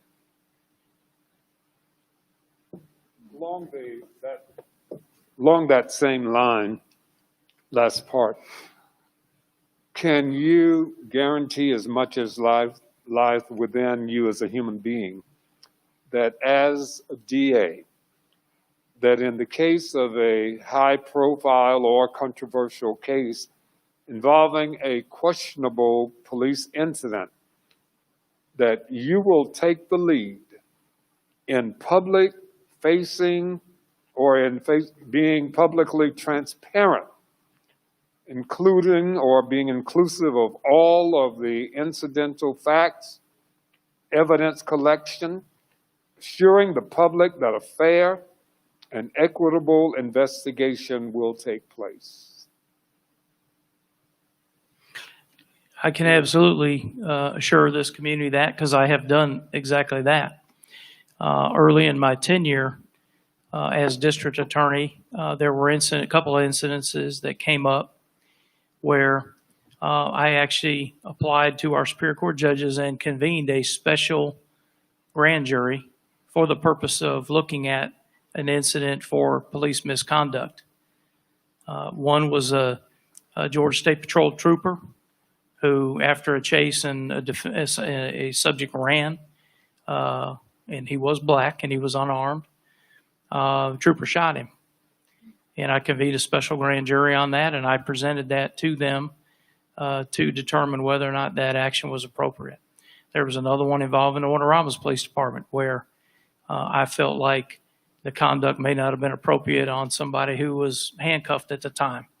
And I presented that to a special grand jury. So I have done that. I have as your DA, had a number of instances where I've been involved in police officer shootings, and I've had to review those. Some of those I have presented to grand juries for their review. And along those lines, a few years ago, I was one of the district attorneys in the state who actually was up at the Capitol and worked with our state legislators to put into effect the new grand jury procedure and bill, the law that we have. And it took away some of the rights that police officers had to with regard to the grand jury. And it put a lot more transparency in as far as transcripts and maintaining the records that are presented to grand jury. That was all done by our legislature after Ferguson, Missouri. And I was at the Capitol a lot working with our legislature, getting that new grand jury transparency bill passed and signed into law. So absolutely, as the DA, I have done it. I'm going to continue to do that. I believe that it is very important that the community believe that the process is transparent. And the legislature has certainly made some changes in the way that these officer-involved shootings are handled that have made the process more transparent. I believe that we have done a good job here in Houston County when we have had officer-involved shootings. The Georgia Bureau of Investigations is immediately brought in to do the investigation. They do a separate investigation, so the individual law enforcement agencies are not investigating themselves. And they present their findings to the DA's office, and then the DA's office will present to the grand jury if necessary. So I think some of the problems that we have seen in other counties is because there was not that right transparency. If you look at what happened in the Arbery case, where there was a clear conflict of interest and the conflict was not handled correctly, that family waited over 70 days for justice because the original DA had a conflict and did not follow proper procedures as to how to conflict out a case by contacting the Attorney General's office. And so that causes people to lose faith in the system. If you don't have a district attorney who you can look in the face and believe what it is that they're telling you when they tell it to you, that is problematic. And that's, I think, when people get angry and people start taking to the streets because they don't feel as if the process is fair. So the DA's office role is to make sure that the process is fair and transparent. And I think that we have done a good job with that. Thank you. All right, we got a few more questions. Y'all just hanging there with us. We want to deal with juvenile justice. Pastor Vining, will you take that?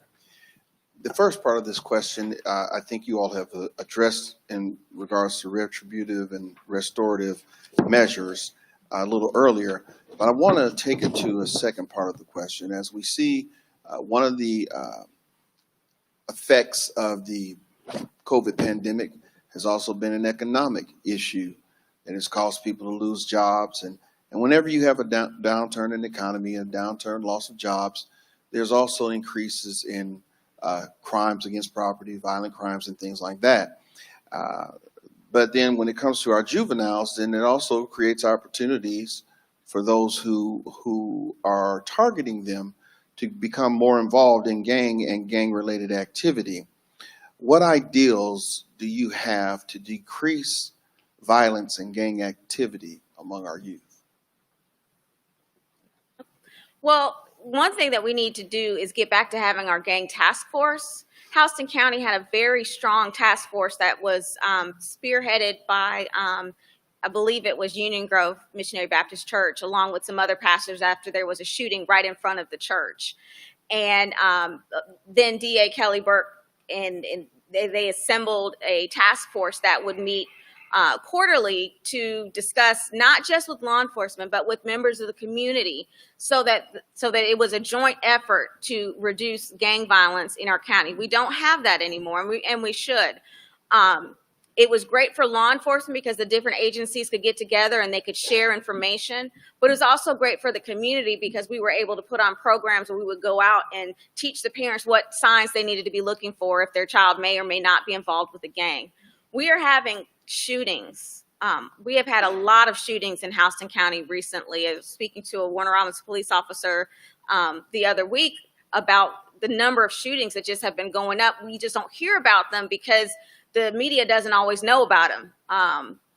So what we need to do is not only bring back the task force, but we also need to strengthen our diversion programs that we have available in the juvenile court. I would like to see us use some of our drug forfeiture money to create programming down in the juvenile court, because what happens is we don't have a lot that we can do. The legislature says we don't want you locking up delinquent children anymore. So, but they don't give you anything else to do. And so we have to either look for our county government to give us funds, or we have to look for other sources to come up with programming for these young people. We also need to look at our recreation departments. Around here, if you're not of a certain wealth status, it is very hard to participate in a lot of the recreational activities. We've got great programs for baseball, but they tend to be private. And you know, the sad thing about the pandemic is that even the programs that we would have had for through the recreation department, we had to cancel because we can't we can't gather. So I would also like to look at having, even if we did some programs via Zoom, but we would need to, there's a program that that might just be perfect for Houston County to help cut down some of the young people that are finding their way into gangs. Well, we do, in fact, have a gang task force here in Houston County. It is law enforcement officers, but we meet every month at the Houston County Sheriff's Office, and it's not just law enforcement officers from our county, but law enforcement officers come in from Dooley County, Peach County, Pulaski County. People are there from GBI. So we meet monthly. In fact, I was at a gang meeting last week, I think it was, in Milledgeville. One of our local officers from Houston County, Corporal Oakes, who works in our jail, actually received an award for the work that he's done on identifying gangs and keeping up with gang membership and gang members. So we're very active in gangs. As you know, the Governor Kemp is very strong on prosecuting gang members. The GBI and the Attorney General's office both have new units that are directed toward gang prosecution. I have worked closely with Director Vic Reynolds of the GBI, who is a former district attorney. He and I were district attorneys together before he became GBI director. So I have worked with he and his agents, and we have taken a strong stand on prosecuting gang members here in Houston County. We prosecuted several gang members from the 1-8 trade gang out of New York City several years ago that came here and killed somebody at noontime at the Murphy Oil gas station in front of the Walmart over there on Booth Road. That was basically an execution that was ordered by the gang leader who was serving a life sentence in North Carolina prison. And me and my staff worked very closely with federal prosecutors, with the FBI, and I think we prosecuted and got felony murder, we got murder convictions and life sentences on 4 or 5 of those members of that gang that came to Warner Robins and committed that killing from Atlanta. So I personally made 2 trips to Raleigh, North Carolina to meet with federal prosecutors and federal agents on that case alone. So we have done a really good job prosecuting gang members. We give them special attention when they commit violent crime in our community. We're going to continue to do that. I think one thing we do need to do, and I mentioned this before when I was talking about that ouch factor and not having enough pain into punishment, is these little young gangbangers that are 14, 15, 16 years old that are out there shooting people and robbing stores. They need to get some serious punishment. And one issue, and I've complained about it, and I haven't really complained about it publicly, but I'm going to tonight because I think it's important, is as between the juvenile court judge and your elected district attorney, if a 14, 15, 16-year-old shoots somebody and that person doesn't die, the juvenile court judge has jurisdiction over what happens to that person. And I know for a fact I have several times asked for cases against 16-year-olds who are out in our community shooting people to be sent to my office in Perry and let me prosecute them as adults and show them what the real world's all about. And our juvenile court judge will not send those cases to me to be prosecuted. They get prosecuted in juvenile court. And folks, I'm telling you, if you're out there in the community shooting people, there's just not enough punishment and enough pop and enough pain going to get inflicted in juvenile court. And I think that's a problem. And I think some of those cases on these young, particularly the gangbangers, need to be coming to big boy court down in Perry and let us deal with them down there before they have the chance to get out on our street and kill somebody. Thank you. Bishop, may I ask a follow-up to that? Yeah. He brought up some interesting points. It's obvious that we live in a society where the perception of justice is not necessarily met out equally, whether it's based upon economic condition or background. The challenge comes no different than in school. One kid throws an eraser and he's called precocious and curious. Another kid throws an eraser and he's sent to the office. Unfortunately, though, the one sent to the office is overwhelmingly black or brown. This same pattern continues even in our justice system, because when some of these actions like you just described occur, for the black or brown kid, he does get the full level of what can come against him if the law allows, but there seems to be passes given to white kids. And that's the perception of the public. That's why the question was, what can the DA's office do to help mitigate? I understand punishment and I understand the meetings between law enforcement, but the task force that have existed in the past did include community. But what you described was just all law enforcement. And that doesn't address how do we mitigate before they get the gun? And what can the DA's office do? And so that's my question. And I think it's leading into the next question that we're going to have. I think that ties right into what you just asked, Dr. Viney. So hold that and let Pastor Thomas get his, and we just got two left after that. Okay. Go ahead. So let's discuss Lady Justice, a longstanding symbol of American judicial system. She's a blindfolded woman carrying a sword and a set of scales, and is commonly a symbol in courthouses in America and in some courtrooms. She symbolizes fair and equal administration of the law without corruption, favor, greed, or prejudice.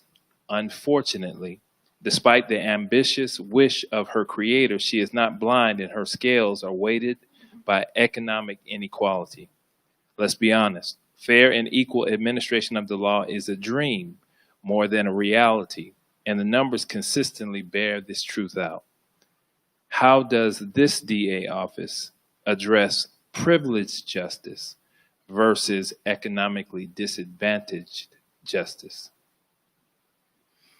Well, I can tell you the DA's office under my leadership, justice is blind, and we treat everybody fair and equally.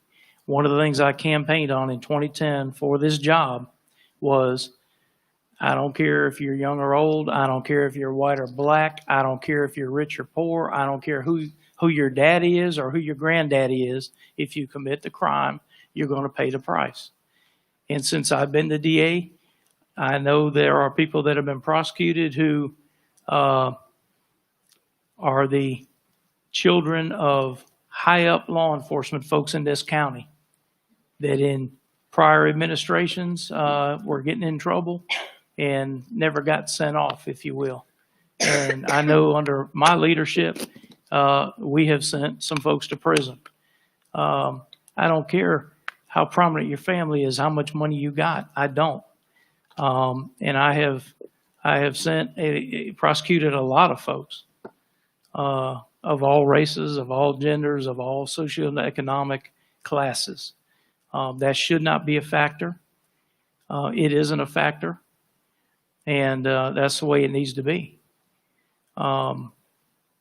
It doesn't matter. If you commit the crime, everybody should be treated equally and fairly. Now, what happens after you're sentenced and you go to prison, a lot of people, we can't control that.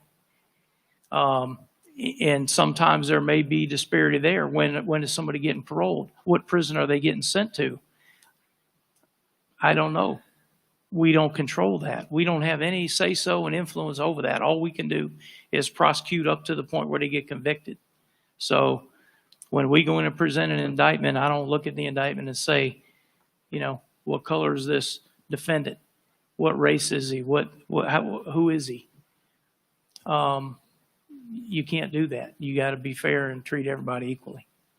Before you give your answer, Attorney Williams, we do know of a case here in Houston County where this man stole $60,000 from the Little League, and he was never given a whole bunch of time for his crime. I don't know if you all would like to speak to that, but it seems to be that, in my mind, that if a person of color would have done that to the Little League, stole $60,000 from Little League, we'd probably still be in jail. So I just, I want you to kind of, if you could tell us, how did that work? Sure, I'll be happy to address that. I'm very familiar with that case, and I can tell you that the prosecutors in my office, when they went into courtroom and that individual pled guilty, we recommended and asked the judge to send that individual to prison. I believe we asked for 3 years prison. I believe it was 3, but it was several years in prison. And the judge didn't do that. So judges are elected too. So when you got a problem with things, it's not always the DA and the prosecutor.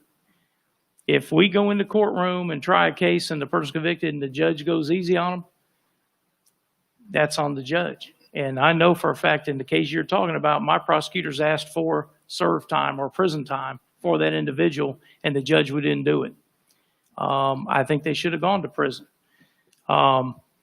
We've had 2 instances this year where people in this county charged with murder have been given a $50,000 bond. I don't like that. People get upset about that. People get mad about it. But my prosecutors go into the courtroom and we say the person's charged with murder. We're opposed to bond. Don't give them a bond. But judges do things too. And there's a lot of things going on that are not the prosecutors doing it, not either of us doing it. It's the judge. So you got to see where the blame lies, if you will, Bishop. In the case you're talking about, we asked for prison time. I think prison time would have been appropriate, and I think that person should have got prison time. The judge didn't give it to him. Well, you just enlightened me tonight on that. That's good information Yes, sir. for me. I believe that the so-called higher ups probably intervened and got involved with the judge, but that's just my own little theory, so I'm gonna leave that alone. I'm gonna let you answer. And I will just, since you mentioned that, Bishop, I will tell you this. I can tell you that because the individual you're talking about, his wife worked for the city of Warner Robins. And I can tell you this, there wasn't no higher ups or anybody else that ever came and tried to work something out and get any kind of backroom deal with the DA's office. I know that for a fact. So what went on in the courtroom and what the judge did, I can't be responsible for. But our office recommended that person go to prison. Thank you. And I think it would have been right for him to go. Thank you. Yes, ma'am. Well, to go back to the question, the original question, we were talking about what role the DA would have in privileged justice versus economically disadvantaged justice. I think one thing we really need to understand is that equality may not actually be the best goal in the criminal justice system. Equity is a better outcome, because treating each person the same is equal, but is it equitable? A person that is stealing because they have no food, do we treat them the same as a person that is stealing because they want they want to boost, they want to sell. So if we just look at just equality, then yes, those people should have the same sentence. But if we want to look, we really want to look at making sure we have equitable outcomes. Another thing that the prosecutor can do is something as simple as participating in implicit bias training. A lot of people are not aware, and I have participated in some implicit bias training that was put on by the Prosecuting Attorneys Council. A lot of people are not aware of their biases, which is why they call it implicit versus explicit. Like, some people say, well, I don't like people with blonde hair or whatever. But some people don't even understand, if you don't know that implicit bias exists, you may not realize it when you're making your plea offers. And so I think it's good for ADAs to have that kind of training so that when they're making their plea offers, they may not be judging in the back of their head, well, this person is a single mom with 5 kids, or I don't like how they live, or these people are gay, or whatever. So having that kind of training for your assistant district attorneys is a great way to help produce more equitable outcomes. We have to realize that a lot of people do not understand the impact of generational wealth in the United States. And a lot of times, especially in small counties, Houston County, sometimes likes to operate like a small county, but we're not a small county anymore. So when somebody comes and says, well, how about probation because he's a good kid from a good family, that is an example of generational wealth, where someone can come in and say, I know this person because they come from a good family. So it's not just as simple as just saying, let's just treat everybody the same. And that is why I like the idea of using pretrial diversion programs to give some people that may have a disadvantage because of generational wealth the same opportunities that they may have had, because people don't realize how much discretion is involved in the criminal justice system anyway. The moment, and for example, we'll talk about like a traffic stop, okay? A police officer seeing someone commit a traffic violation, whether or not they pull that person over is a matter of discretion. Whether they write them a warning or write them a ticket is a matter of discretion. Whether the prosecutor gets it and decides that they need just the fine or they need to go to jail is a matter of discretion. So because there's so much discretion in our criminal justice system, we need to somehow make sure that the outcomes that we are having are not just equal for everybody, but equitable. Thank you. We got 2 questions. We're going to ask these 2 questions. We got 2 left, and they're very important questions. Dr. Jackson, and then Pastor McCullough, you're going to end it. Okay. All right. Legal representation is expensive in this country, and economically disadvantaged families are forced to use court-appointed counsel who are more inclined to seek a plea deal regardless of guilt or innocence. Your job is to seek the truth. All too often, you hear of cases where defendants, particularly young people, are coerced into plea deals without any regard for truth or fair justice. How can you achieve justice with a system that is designed to operate like a revolving door of judicial convenience? Well, I'll address that first. Let me take issue with part of the premise of this question.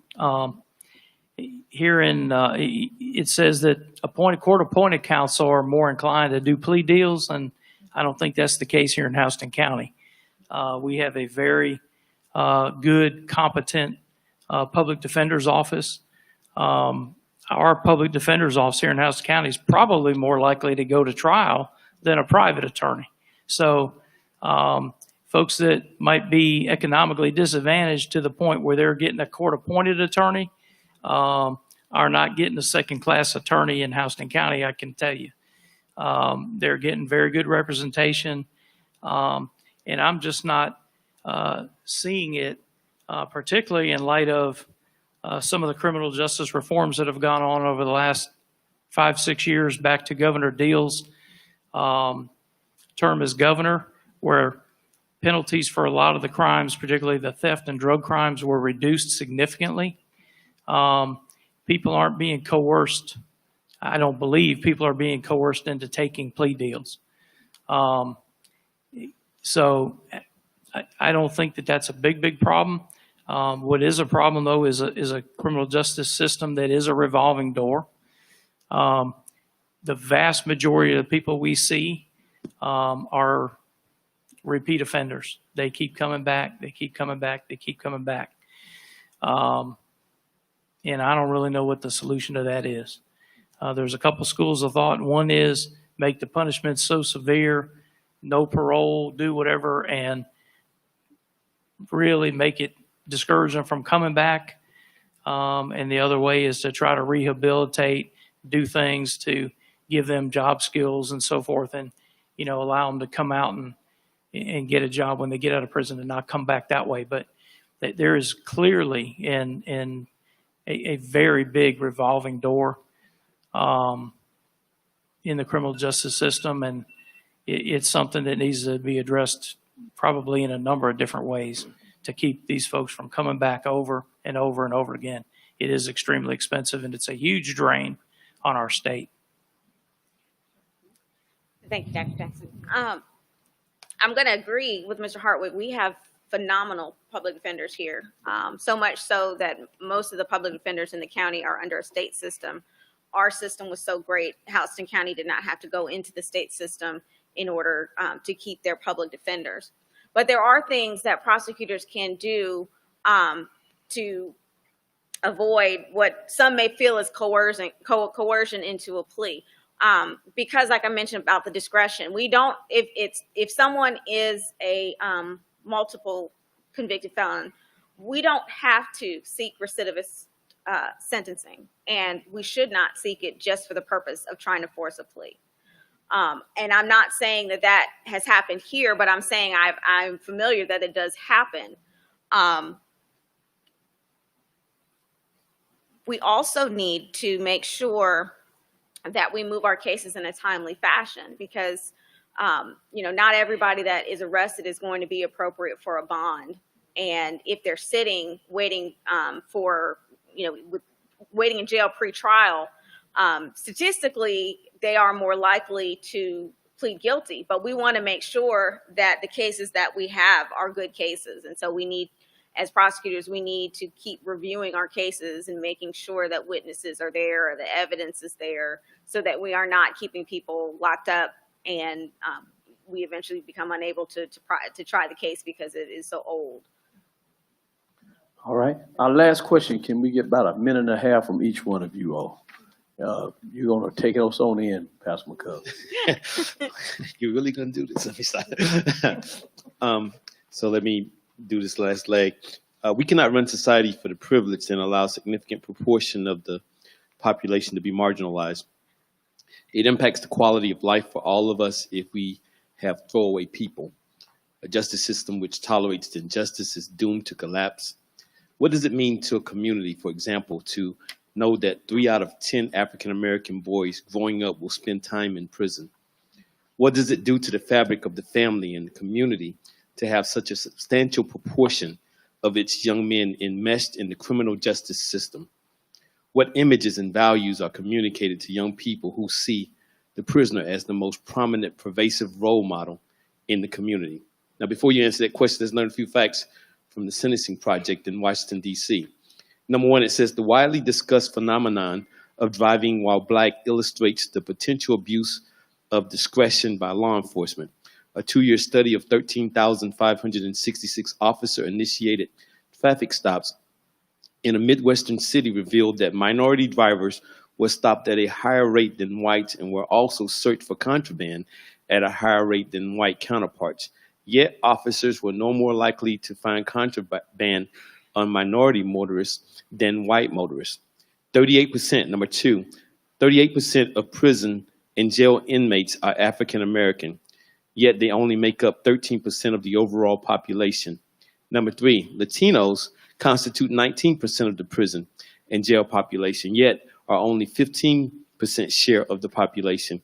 Number four, a black male born in 2001 has a 32% chance of spending time in prison at some point in his life.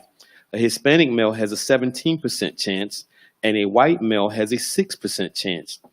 The impact of racial disparity is clearly seen in the juvenile justice system too. While African American youth represent 17% of their age group within the general population, they represent 46% of juvenile arrests, 31% of referrals to juvenile court, 41% of waivers to adult court. These numbers are appalling and speak to a level of racial disparity that is profoundly disturbing. What measures do you currently have in place to address racial disparity? Or what will you commit to doing to address this disparity? More importantly, will you commit tonight,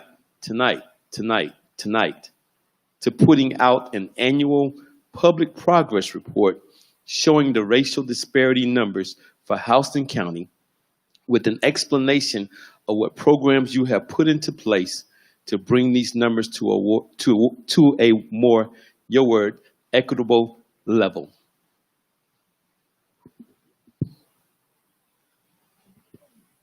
That was a lot. That was a lot. It was. I tried to go fast. I'll tackle that first.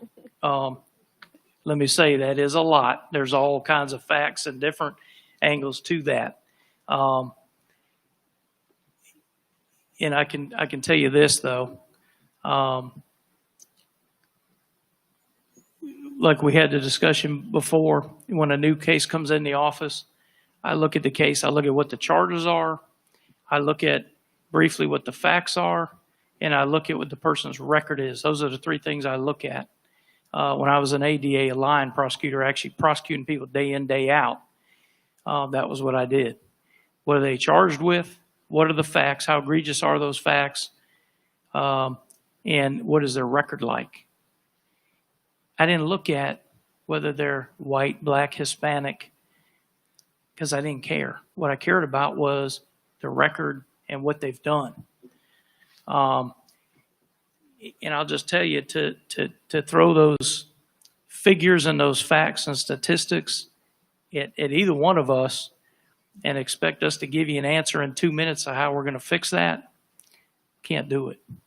The real fix and the real question and the real way to get to that problem, and it's all across our community, is to be talking to parents, pastors, because by the time they get old enough, the young people and the kids get old enough to where we're dealing with them, it's too late.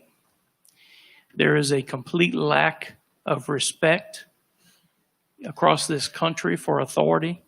There's a complete breakdown in the family. People don't respect their parents. They don't respect the law. They don't respect law enforcement.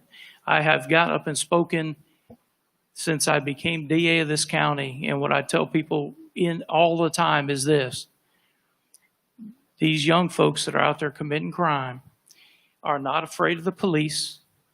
They're not afraid of us prosecutors. They're not afraid of prison.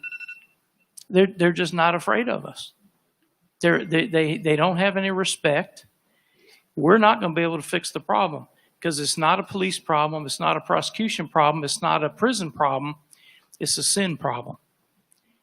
And until we start getting to these kids and getting to these young folks early in the home and in the church and teaching them right from wrong and teaching them respect, there's always going to be a problem. There's always going to be there. So we can't fix it. And I can tell you, sure, I'll do that every year. I'll put out statistics. I'll try to create some new programs, but it's not going to fix this kind of problem.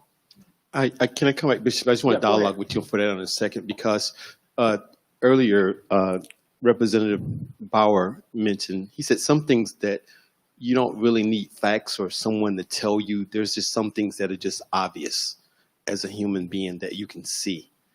And one of my concerns is, like you mentioned that word respect. I think respect is given both ways. As an African-American male, I've been pulled over by police officers, and there have been some great ones that have pulled me over, but then there's some they want respect, but they don't give it. And then, so now you want to challenge young people to do that, because one of the things I'm seeing in these times now is that when did it become against the law for a young person to ask a police officer, why did you pull me over? When did it become against the law for them to have dialogue with the police officer? And do you look at things like that? Because I think when you go back to talking about the biases that you mentioned earlier, as someone who did this job in the military, and I worked in the visitor center at Andrews Air Force Base, and one of the things I would deal with the young people that work with me, I would ask them the question, I would say that that person did not have an attitude with you. They're from DC. That's the way they talk. But yet they were ready to slam them on the floor because of the way their tone was.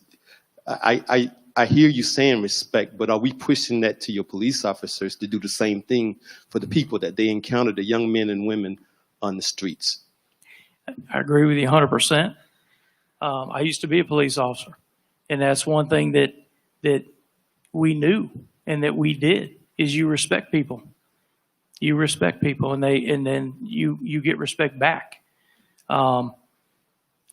There's a whole lot going on. I don't run the law enforcement now, and I don't supervise law enforcement, but I know there's a lot going on with law enforcement. And I know. I don't mean to cut you off on that, but I know. But my question is, Yeah. do you guys ever look at it and say, you shouldn't have arrested that person? All they were doing was talking all the to time, you. all the Okay. time. Okay. We get a lot of cases in the office that I don't even ever assign to my assistant DAs. I look at them, I say, this is nonsense right here. This is nothing.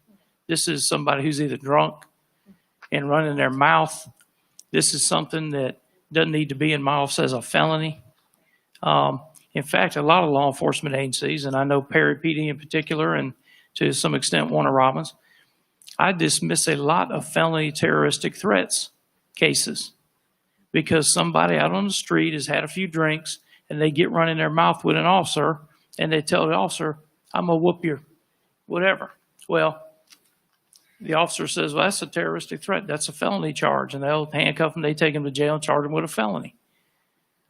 And I see that case come in my office and I say, no, we're not going to waste our prosecution time fooling with this. And I dismiss it. About 30 to 35% of the felony cases that come in our office get dismissed before there's ever even formal charges brought by us. So we dismiss a lot of cases. If it's a case where we can clearly see that, we dismiss the case. And we do it a lot. So, and I do know law enforcement because we work with them, we talk to them. You know, there's a lot going on with, de-escalation, with sensitivity training, implicit bias training. There's classes in law enforcement is being trained that stuff all the time. And that's a good thing. But there's a problem. There's a problem with young folks that just are out there running the streets doing whatever the heck they want to do. And they're not being supervised and they don't know discipline and respect. And I'm not just talking in any particular community. It's all races. And we got to get to these kids young because that sinful nature is in all of us, as you pastors well know. And if we don't get to those young folks when they're little bitties and correct that, by the time they get to be 16, 17, that sin nature has grown and blossomed and they're hard to deal with. They're very hard to deal with. And for us to try to fix that. All right, Miss Erica Wheaton, you have the floor. Okay, well, to answer your immediate question, will I commit to keeping a record? Before I would say yes, I would need to look at what you would consider needed to be recorded. Because we could certainly take statistics and say this many black males were arrested and this many white males were arrested and these are how their cases are done. But that may not get to the heart of what it is that you are looking for. Because remember, I talked before about the discretion and how some people may get a pass before you even get to the arrest part. Like the DA's office won't get involved until 9 times out of 10 that an arrest has been made. But there's already been some levels of discretion that have already been exercised. So yeah, we could keep track of the numbers. but I would want to make sure that we weren't just creating numbers so that someone could turn around and say, well, see, that proves my point. Black males are more apt to commit crimes because here are the numbers. Because some people do that. They just look at the numbers and say, because of this number, they don't necessarily look at the proportions, and they might skew that information to get the outcome that they are looking for. What we need to do is to address the major mental illness problem that we have in this country and in this county, because there is a large tie to mental illness and involvement with law enforcement. They're not equipped to deal with all of the levels of mental health issues that they often have to deal with. And I hear District Attorney Hartwick talking about a lack of respect and a breakdown in authority, and being, trying to be colorblind in his role as a prosecutor. But again, it's a little difficult to be colorblind because that goes back to the unintentional disparities, because we are forgetting the impact that perhaps having a father removed from a home as a result of the tough on crime stance that we took years ago, when we treated crack differently than we treated powder cocaine in the federal system, it resulted in homes being broken up. And if we don't remember that back then may have an impact on what we are dealing with now, then it's not going to help the numbers that you're looking for. I do think that DA's offices should be transparent in what they do, and I feel like if there are some numbers that could be tracked, then certainly we can track them. I just don't know that they will give you the answers that you're looking for. Thank you. Thank both of you all, and please know that, like politics, problem solving begins at the local level. And regardless of the outcome of this race, I respectfully ask that you both commit to being part of the solution and not part of the problem. Be bold in your actions, be committed to your solutions, and be diligent in restoring the reputation of Lady Justice.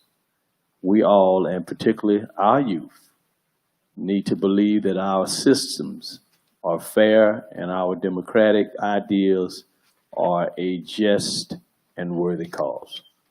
So thank you all tonight again for coming. Yes, we have weathered this storm. We had a lot of people online. They're still on now. More people are coming on. But I want to say, I know it's 3 hours. It's been a long time since I've been in church 3 hours. And we don't be in here 3 hours. Absolutely not. So, but I think it was worth it tonight. Thank you all again for your time. And as they can say, may God allow whoever he wants. He already knows the outcome. So we're going to support you regardless of what. This is our county. This is our town. So we're going to support you. So we appreciate it. And we can close in prayer, because I'm going to do the closing prayer. I promise you I won't be long. Lord, we thank you. Amen. Have a good night.